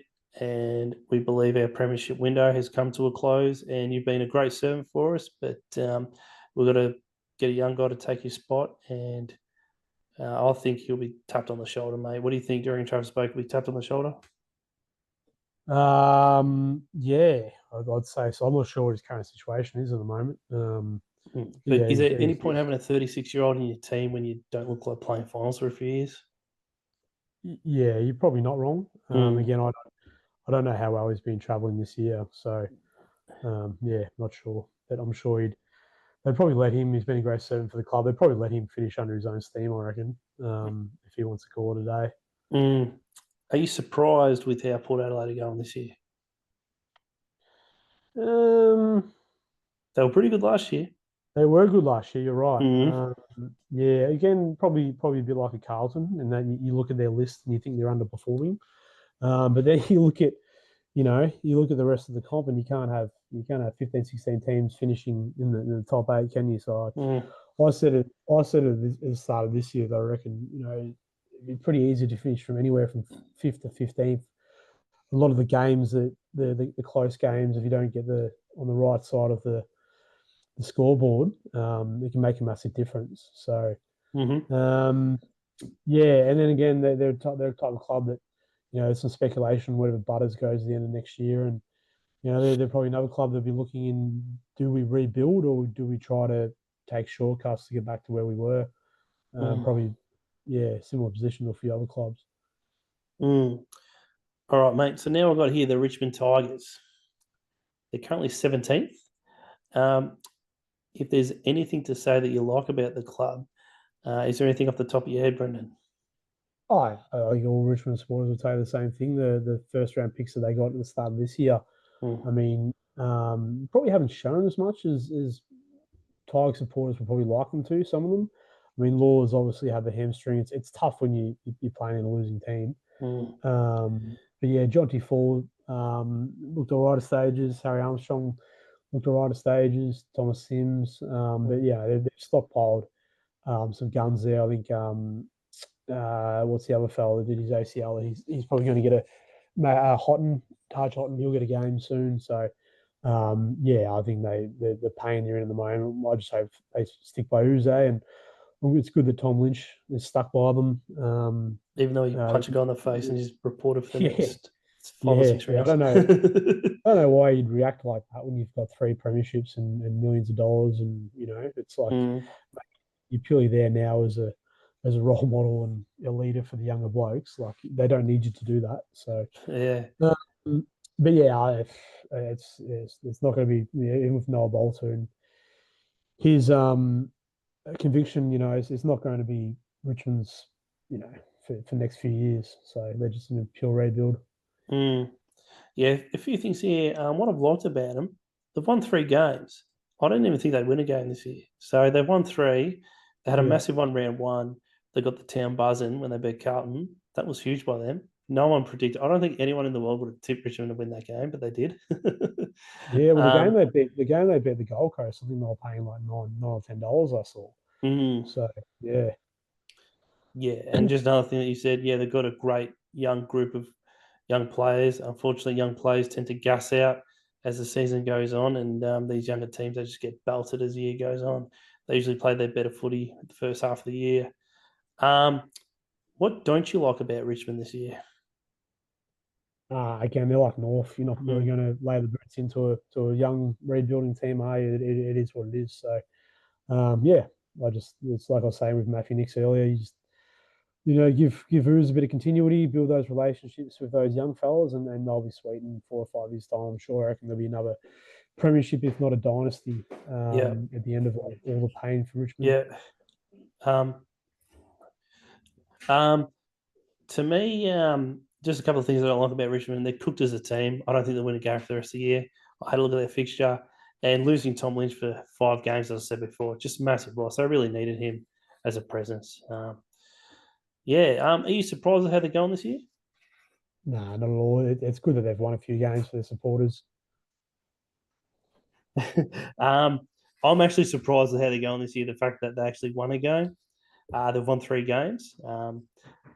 They've actually won more games than last season. So, they had all those good players like Dusty and, who else retired from last year? Marlon Pickett. They lost a few. They were Shane Edwards retired, or was that the year before? Those folks as well. Anyway, so arguably pen on paper, they were better last year. And this year they got a more experienced team that won more games. So, yeah, footy can be funny. All right, mate, now we've got the St Kilda Saints. They're currently 15th. Is there anything that you like about St Kilda this season? A little bit unknown, Saints. Again, they beat us in Alice Springs a few weeks ago, which is a bit disappointing for us. But, they seem to have some good hybrid type size players at both ends. They've got a lot of good young talented players. So it seems like they've got the salary cap space, obviously, to go after a couple of big fishes. They need to hold on to Messiah. Obviously, he's their new marquee player. Similar to Cozzy at Melbourne, he's the marquee man. They've got to sign up. So it does look like they've got a good young list. They've got a pretty even list as well. So they might be a little bit of a Adelaide type unknown, Hawthorn type unknown in the next 2-3 years, I reckon. Give us a bit of continuity, maybe add a couple of more mature heads. Yeah. Yeah, so I've got here, they actually had a very good start to the season. They won 3 of their first 4 games, and one of those games they bet Geelong at Marvel. So they surprised a lot of people at the start of the year, St Kilda. Nasai Wanganeen-Malira is having a very, very good year. He actually hasn't signed on yet. They're back and forth about negotiations. I imagine because he's killing it. His manager's trying to help him get as much money as he can out of St Kilda. So, before the start of the year, look, he's playing like $1 million player at the moment, Nasai, and his manager's probably pushing for it. So that's probably held up his contract extension, but I'm pretty confident things can get sorted out there. Is there anything you don't like about St Kilda? A couple of things off the top of your head? No, not really. Just another young rebuilding team. I think they've gone about it a pretty good way. The list they're getting together. And then I think they've done pretty well too with their like mid-round picks as well. Some of the guys they've got, the picks 30s, 40s. I coached against Hugo Garcia a few years ago when he was at Assumption. He's a pretty astute pickup. That Isaac Killer, is it Killer, the tall forward, up the tall forward up forward. And then guys like Winhagen and that, went higher draft picks, and they've done pretty well with Nick Butler and the other small forward for Richmond as well. So they're Dan Butler you're rebuilding. talking about? The other Jack, the leading the goal. Higgins. Jack Higgins. Yeah, they've done well with him. So yeah, I think Ross will leave no stone unturned. They just need to give him some continuity. I think he's probably the best man for the job for them. So they might be another 2-3 years might shoot up with the list they've got. Yeah. Just a few things. I've got a couple of dot points here. To me, I even said this before the season started. St Kilda, to me, they're a team in no man's land. They're a team. I didn't think they'd bomb out, finish bottom 3, but I didn't think they'd finish top 10 on the ladder either. I thought they'd finish somewhere between 11th and 15th on the ladder. and it looks like they'll be finishing around that position. They're offering Tom DeConing way too much money. 1.7 million a year over 7 years. They should be throwing that sort of money to Harley Reid or something like that, or I mean, maybe even Zach Merritt. They tried getting Zach Merritt, but I don't think they offered him that much money. So I don't think they should be offering. I don't mind. I reckon the AFL is the talent starting to get diluted a little bit with the amount of clubs, and with Tasmania coming in as well. Like I was saying to you a little while ago, when we were talking about Cozzy and his deal. Like, I think give it 5. You know, with inflation and the bargaining agreements and the salary caps and things going up. I think 1.7 is obviously a lot, but give it 5 years. You know, if you sign him off for 7-8 years, he definitely might be the only bloke in the league on 1.7. So yeah, it's just at the moment it's going to make it harder for St Kilda to potentially keep another gun or two if you throw on that money at the moment at one player. But look, they're willing to take the risk. You think Melbourne Demons should be throwing that sort of money at Tom DeConing as a replacement for Max Gawn? 1.7. Thing is, Melbourne's list is in a pretty similar position to St Kilda's. You look at like other than Harvey Langford, who's still probably 3 or 4 years away from getting a big pay deal. It's like there's not really anyone coming through that is demanding more than $500,000 a year, and you've got to pay the minimum salary cap anyway.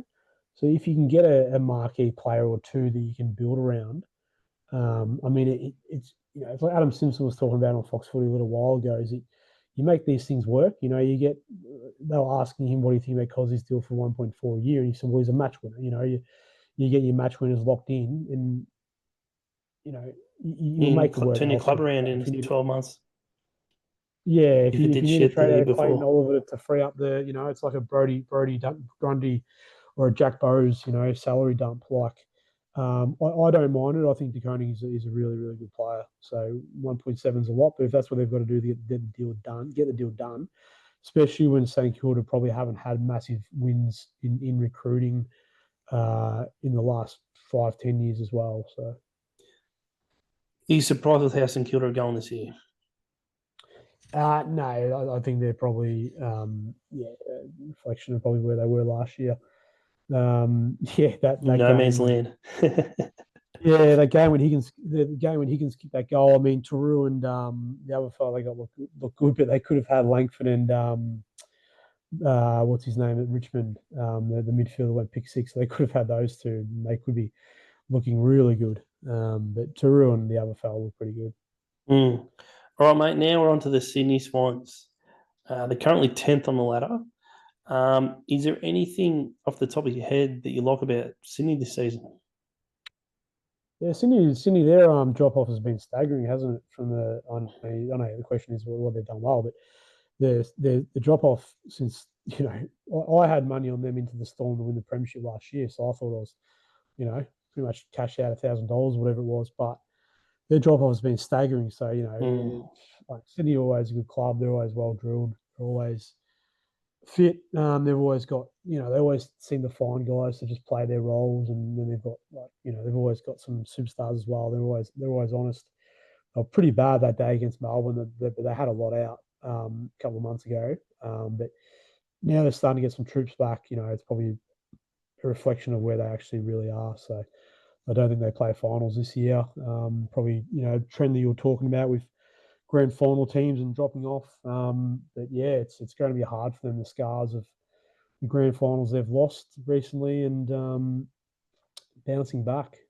And I don't know what their young talent looks like coming through, because I wouldn't imagine they've had a lot of high draft picks. Yeah, look, just I've got one thing. Isaac Heaney's having a really, really good year. He looks like he's going to win their best and fairest. I watched a few Sydney games this year where he's killed it. I watched him against the Doggies the other night. He had 25 disposals, kicked 5 goals. He was really good. So he's killing it. Should be all Australian as well. Tom Papley was coming back. He played a few games, but now he's injured again. But look, I love Papley, and he just hasn't played many games this year, and it's really hurt him. Their forward line's been a real problem. Did a hamstring on the weekend, didn't he? Yeah, so now he's out again. So just looks like if they lose this week, Sydney, it looks like they've got to curtains closed. The players that have really bad injuries get the operations now and start playing kids. I reckon because I don't know. I don't think they're going to be able to play finals, mate. It's getting too hard now. I wonder if John Longmire saw this coming. Um, he's gone into a grand final. Now he's bailed or he decided not to coach anymore. I wonder if he saw this coming that there'd be a bit of a flop this season. Do you reckon he saw it coming? Yeah, Brendan? well, I mean, I think it just highlights the difference between experienced and inexperienced coaches, and coaches got their relationships with their players. I mean, it's pretty easy. It's probably a good problem to have, to blame it all on the coach when you lose 4 grand finals or whatever it's been. But then you look at the other side of it, and in that, he stepped away this year, and I'm sure a number of other clubs would love to have John Longmire. I'm sure Dean Cox would be a really good coach. But would have they done better this year with Longmire still in charge? Who knows? But yeah, Swans have had plenty of success recently. I don't feel too sorry for them. Yeah, so just a few of the things that I've got listed here that I don't like about Sydney this year. Tom Papley missing most of the season has really hurt him in the forward line. When he's on, he's a match winner. And Dean Cox just, unfortunately, his first year as coach, he hasn't done a very good job and hasn't got the wins he wants. But anything else you want to elaborate on the things that aren't going well for Sydney this year, Brendan? Well, the VFL team is absolutely toast. They're second bottom of the ladder, I think. Oh, really? So they got like no depth. So I don't know what their depth is like. So maybe, I don't know, if they can't turn it around, they might bottom out. So we'll see. You surprised with how Sydney are going this year? Again, bouncing back from losing grand finals, like you were saying earlier, is that some clubs have had premiership hangovers on the other side of that, like Adelaide in 2017. You take a bad L in the grand final that can cause a lot of damage for a club. So, it's probably, in hindsight, it's probably not surprising. I'm actually surprised. I still thought they'd be a good side this year. But these things happen when you can be so good for so long and you have a bad year or two. But if you still got a good core of players there and you have a lot of luck the following year, you can bounce back. So you look at Collingwood, they finished 9th or 10th last season. Now they're playing premiership football. All right, Brendan, mate, we got the West Coast Eagles. Let's go to the bar. Go to the bathroom quickly, mate. All right, no worries. I'll leave it on record and I'll edit it. Yep. You're back, mate. I'm back, mate. Let's do it. West Coast. The West Coast Eagles. All right, mate. They're currently 18th on the ladder. Is there anything you like about West Coast this year? Nah, not really. No, they're nowhere. Of all the clubs in the AFL, I mean, Tom McCarthy's looked good, but for a club that, they've been down low for so long, they're just, I don't know what they're doing as a club. They're such a benchmark for so long. They just seem like they're nowhere. Well, mate, one thing I like about them, they've actually won a game this year. They beat St Kilda. And, so that's actually a good achievement. It's when you have a hard year, you want to at least win one game. So there's something to talk about at the end of the year. What don't you like about West Coast? If there's a couple of key things off the top of your head. That doesn't seem to be a lot of positives coming out of there. I mean, I like Ryan Marrick down back. He's been good. Just not a lot of positives. Like, I like Waterman as a player, but he's obviously injured, and Oscar Allen seems like he's toast to me. I don't even really know why Brisbane into him. Kelly was a horrible pickup. Short and the other Richmond pickup, they probably haven't delivered as much as they would have liked, and they've traded out a lot to get them. I don't understand why, when they were such a strong club as a benchmark, as competition for a good decade there, they've fallen so far. Yeah, unfortunately, these things happen, Brendan. You move on some star players and you just can't replace them with similar players. Some of the things I don't like about West Coast this year, Tim Kelly, he hasn't even been half the player he was when he was at Geelong. He's even spent time in the waffle. Apparently just not enjoying his footy here and there. next year, last season, West Coast tried to trade him to Fremantle, but the deal just wasn't done. So look, they're paying a truckload of money to Tim Kelly, and he's just not doing too well. So it'll be interesting to see what happens at the end of the year. I think he's 29 years of age. Geez, they might delist him. I don't know, but yeah, it is interesting. Coming back to the Decaroni discussion earlier, about blokes and the long contracts. Like there is, plenty of great case studies out there to argue that it's not a great idea. Don't go after these guys. Like Tim Kelly, Clayton Oliver, Zach Williams. There's plenty of good examples out there of, it's sort of not worked, it's not backfire. It's whether these guys, they get the guaranteed money and they stop working, they don't work as hard, or they're not motivated. I'll tell you what, if you put Tim Kelly in a gun side, I reckon if you had him for Geelong, playing for Geelong, he'd be killing it because it's just so different. The setup in the midfield would be so different. Yeah, because it does highlight when Tim Kelly was at Geelong, mate, he had Selwood blocking for him, he had Dangerfield blocking for him. His clearance work, geez, he came third in the Brownlow his last season at Geelong. His clearance work was brilliant. And yeah, he was just a smooth operator, Tim Kelly. Then he goes to West Coast. He wasn't half the player. Harley Reid, I thought he was a better player last season. He hasn't been poor. He has been one of their better players. He probably finished top 5 in their best affairs. He's at 24 the last 2 weeks, so he might be starting to come good. But geez, last season, mate, some of the stuff he was doing, some of those highlights, like when he played Melbourne, the don't argue to Petreka and Clayton Oliver when they played Melbourne, and his clearance work, he was getting the ball, he just tucked the ball under his arm, just run, and then just kick a freak beautiful goal from 50. He was doing things that no one else. Hangers, he's sitting on guys' heads. He was like the complete player last year, and everyone's like, "Oh, first $2 million player." The media were doing it. They're not really doing it this year because he's he's been serviceable. He hasn't been hopeless, but he's I guess opposition sides are probably taking Harley Reid more serious, and they've got more defensive structures around him. They've got better setups. When from what I've heard, I don't think he's as fit as he could be, and I reckon there's an element to it. He probably knows that his next pay packet is going to be a big one, and he's probably sort of just enjoying being a 19-year-old kid and biding his time. He probably knows that he's going to be the marquee player of a club for a decade soon enough, and he's probably just but he's definitely got the attributes there to be a gun. I wouldn't want Melbourne to be forking out $2 million for him, not even 1.5 at this stage, I don't reckon. So I'd rather give Cozzy 1.4, but time will tell. Maybe that might be cheap in years to come. Jeremy McGovern, he's been a champion player for West Coast, especially the year they won the premiership. He's been tapped on the shoulder and he's been recommended to retire due to concussions. So basically, when the AFL, they've got a committee, and when they recommend you to retire, they're pretty much telling you to retire. You know what I mean? Worry about your health. You've had all these concussions, and we did CTA with the year 11s.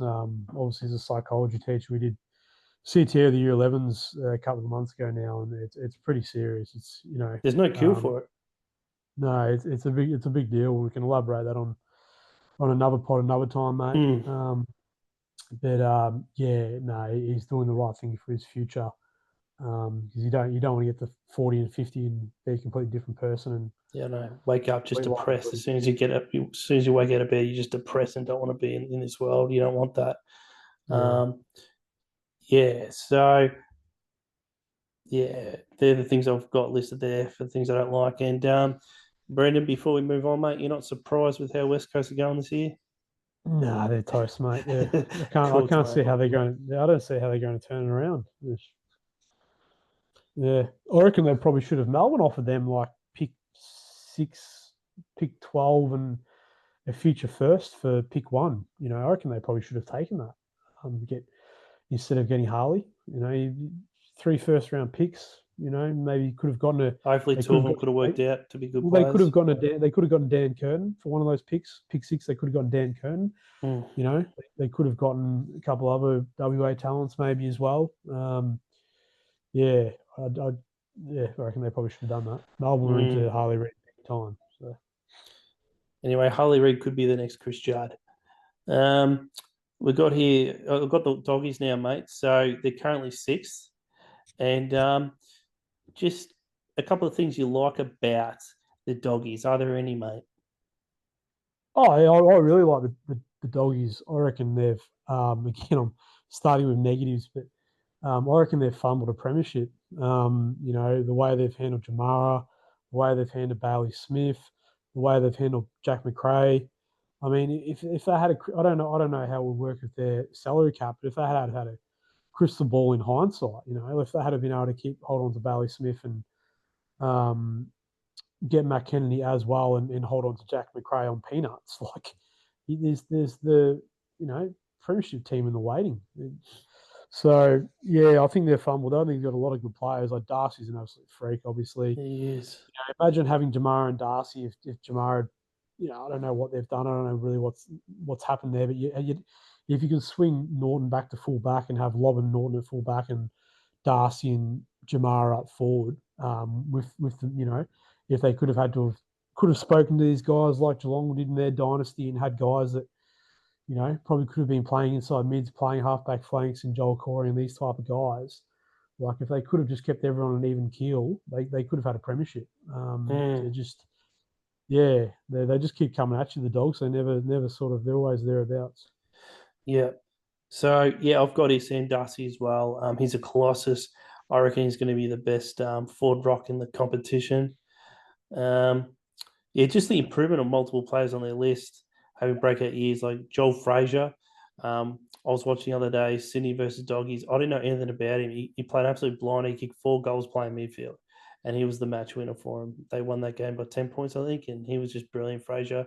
Riley West, he's really starting to play some good footy in the forward line. Ed Richards, he's basically taken over Bailey Smith, and he's been a fantastic replacement. Matthew Kennedy's been really good as well. He's playing just as good as he ever has. At Carlton, he didn't play as the top of footy now. He was handy at Carlton, but he wasn't playing as, he's been more than handy, the Dogs. He's been a good pickup. Yeah, then Anything? the good case studies like Matt Kennedy and Bailey Smith, the clubs should probably listen to these guys. What do you think your ceiling is? How good could you be? Because you ignore these guys, and you're not going to play inside mid here. Voss was sort of saying you'll just play half forward flank and pinch hit in the middle to Kennedy, and so he goes somewhere else. And he's been really good for the Dogs. Yeah, he Same has with Smith been. at Geelong. So Yeah, sometimes the Luke blokes have Beveridge the saw something confidence. in him that Voss didn't. Yeah, well, sometimes when blokes have the confidence to say this is my ceiling, this is where I want to be, you should listen to them. So, yeah, Yeah, because he'd be very handy at Carlton right now, Matt Kennedy. absolutely. Yeah. What don't you like about the Dogs, if there's anything that you can think of? No, I like I like how Beveridge he throws the magnets around, and I wish Goodwin would do that more often. It's not working. Try blokes in different positions, give blokes different roles, things like that. So I like that from Beveridge. He's not afraid to drop a player in the reserves either for a few rounds. He's never afraid to do it. Yeah, same time though, I reckon he's a little bit the type of guy probably a little bit prickly, and I reckon there's a little bit of that's caused issues with McRae, and I know like probably a good thing for them they got rid of Lockie Hunter, but there was issues there as well. I don't know if that's attributed to the issues with Jamara as well, but I reckon he's the type of guy that he's a bit prickly. You get on his bad side. The relationship might not be there to talk blokes around to their A role in the few decent system. But players have left the Dogs. I know he moved on Jake Stringer, and everyone at the club was yeah, surprised because he killed it, the Dogs, and they moved him on. Yeah, there was some off-field issues with him, but they pretty much gave up on Stringer, and he went to Essendon and Dullhouse. Um, yeah, Dullhouse moved on from him and went to Geelong, and yeah, so yeah, he's it had. just makes me wonder. If his that style is maybe I know Goodwin is he's probably too friendly with his senior players and won't make a stand with dropping guys, but just probably the current climb with footy clubs and dilution of the talent pool and stuff. Maybe there's a reason for that. You don't want to be getting blokes offside because I'll look for other opportunities elsewhere. Yeah, I reckon that the Dogs have the list that they could have had. I reckon they've fumbled a premiership. I don't think they play. I don't think they'll be top four. I don't think they'll play they're always good in finals. I mean, 2016, 2021, they came from 8 for whatever it was. So they could still be a massive smoky. They're the type of team, they get momentum. They're pretty good. They play a pretty good brand of footy that stands up in finals. They just need Sam Darcy they fit could be, for him. they could be smoky for a prelim, I reckon. We'll see. Yeah.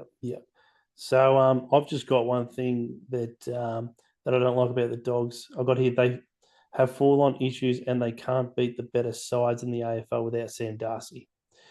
That's my opinion. So when they come up against a Collingwood or a Geelong, if Sam Darcy's not playing, it's going to be very hard for him to beat a side like that. Are you surprised with how they're going this year? No, I think 5 to 8 is probably their mark. Yeah, I thought they'd be a decent side playing finals as well. I want to talk about Jamari Ulehagen because I watched a podcast he was on. So Mitch Robinson is on a podcast. You know Mitch Robinson used to play. Yeah, I saw the footage. Yeah. So the podcast is called Rip Through It, and I've got a few dot points here. So Jamar actually has said that he wants to save the Dogs and help the Dogs win a premiership. I was surprised by that. He opens up on some personal hardships with his home Aboriginal community. He stopped his cousin from committing suicide during the year. So do you remember when the Dogs had like a celebration? I can't remember what the celebration was, but he didn't turn up. And then the media were just hammering him about it. But that weekend, he was actually, he confessed that he stopped his cousin from committing suicide. So fair enough, mate. If you're going to stop a family member from ending their lives, then yes, don't go to the club. Help them out. You know what I mean? So just a few other. He really opened up about some things that have happened in his upbringing. Growing up, he has seen friends and family pass away under horrible circumstances. For example, he's seen his uncle's dead body in a gutter when he was younger from drug overdose. Just screwed up things like that. Just traumatized him. Look, in the podcast, I've heard a few things about Jamara. I won't mention on the pod, but I'll tell you privately of some of the issues that he has and why the club's not happy with him.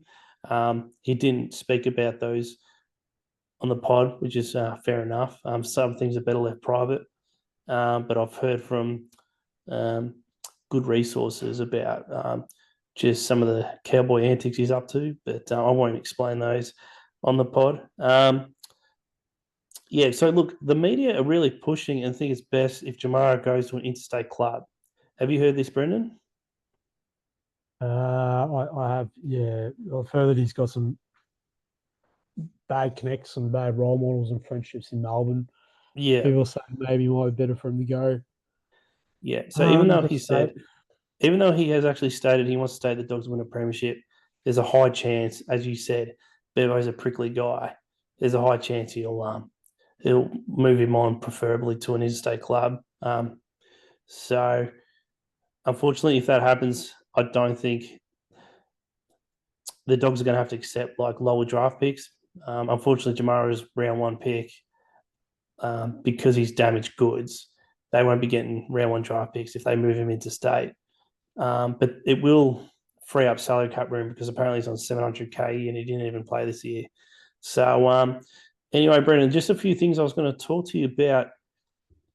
If Jamara went to an interstate footy club in the AFL, could you think of one or two off the top of your head that would be a really good club for him to go to and why? We've been saying Brisbane would need a key forward. I think Brisbane could be a good fit. I mean, I've heard people speculate Sydney. Sydney could be a strong. I think Brisbane and Sydney could be a good, strong cultural fit for him. He'd probably do pretty well there. I mean, I have heard Geelong had some interest. You know, Geelong has got a good track record of turning around these loose young men with their pretty strong culture and things like that around there and the high expectations. So, I think you'd have plenty of options. I think you would have suitors. And then, it would just be, be a shame for dog supporters though, when you've lost the pick 5 or pick 6, whatever Bailey Smith was, and then a pick 1 in Jamara for peanuts in consecutive years. When supporters probably can't really understand what's happened behind the scenes. Yeah, and like I said, it's you're losing some pivotal figures to they could have played a role in another premiership for them. So it's all a bit strange. Coming from the mental health perspective, there's always that pressure of a young guy, just wanting to be a young guy and live his life, but he's he's on big money and there's high expectations on him to deliver, and there's sometimes those those wishes and wants to be just a young man and enjoy your life and don't marry up with the expectations of being a professional footballer. And sort of Clayton Oliver's case as well. He's got a multitude of issues as well. I wouldn't necessarily label it damaged goods because everyone's got issues in their lives. There'd be few footballers that, I don't like the term damaged goods. I think Jamara can, same with Clayton Oliver. I think he can. It's just a game. It's a pretty simple game, really. I think he can turn it around in coming years. Absolutely.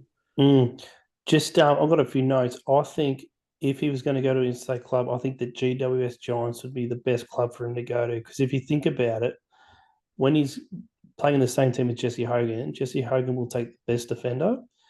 And then you've got other players such as Aaron Cadman and Jake Stringer, for example. Either one of those two would probably take the second best defender. And then Jamar in that team, probably the third best defender, and he would flourish in that role.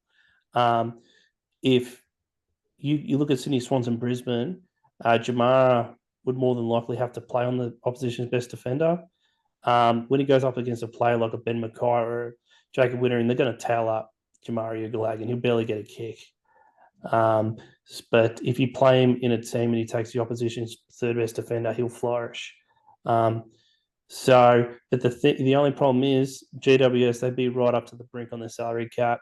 I was just thinking that. I mean, on your hypothesis, maybe the Gold Coast probably wouldn't be a great city for a young fellow like Jamara to be in. But on that hypothesis, playing third fiddle to a Ben King and a Jed Walter, that could work. But yeah, we'll see how it all plays out.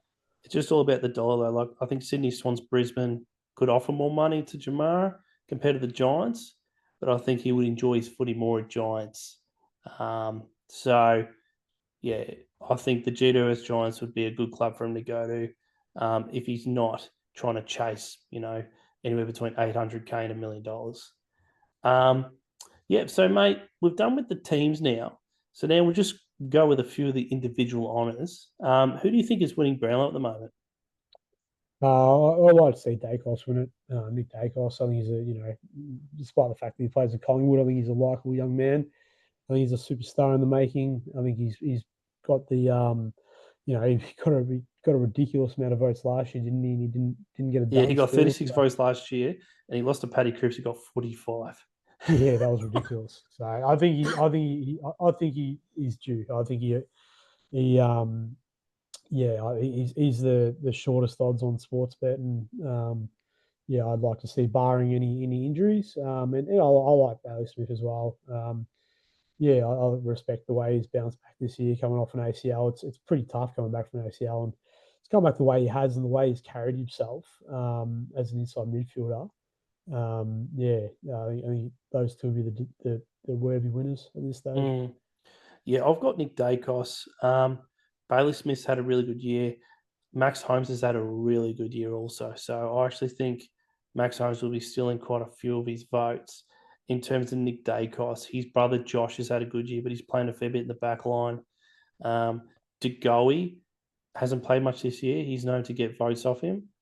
Ned Long's had a good year. But yeah, I've got Nick Dacos and probably Bailey Smith second.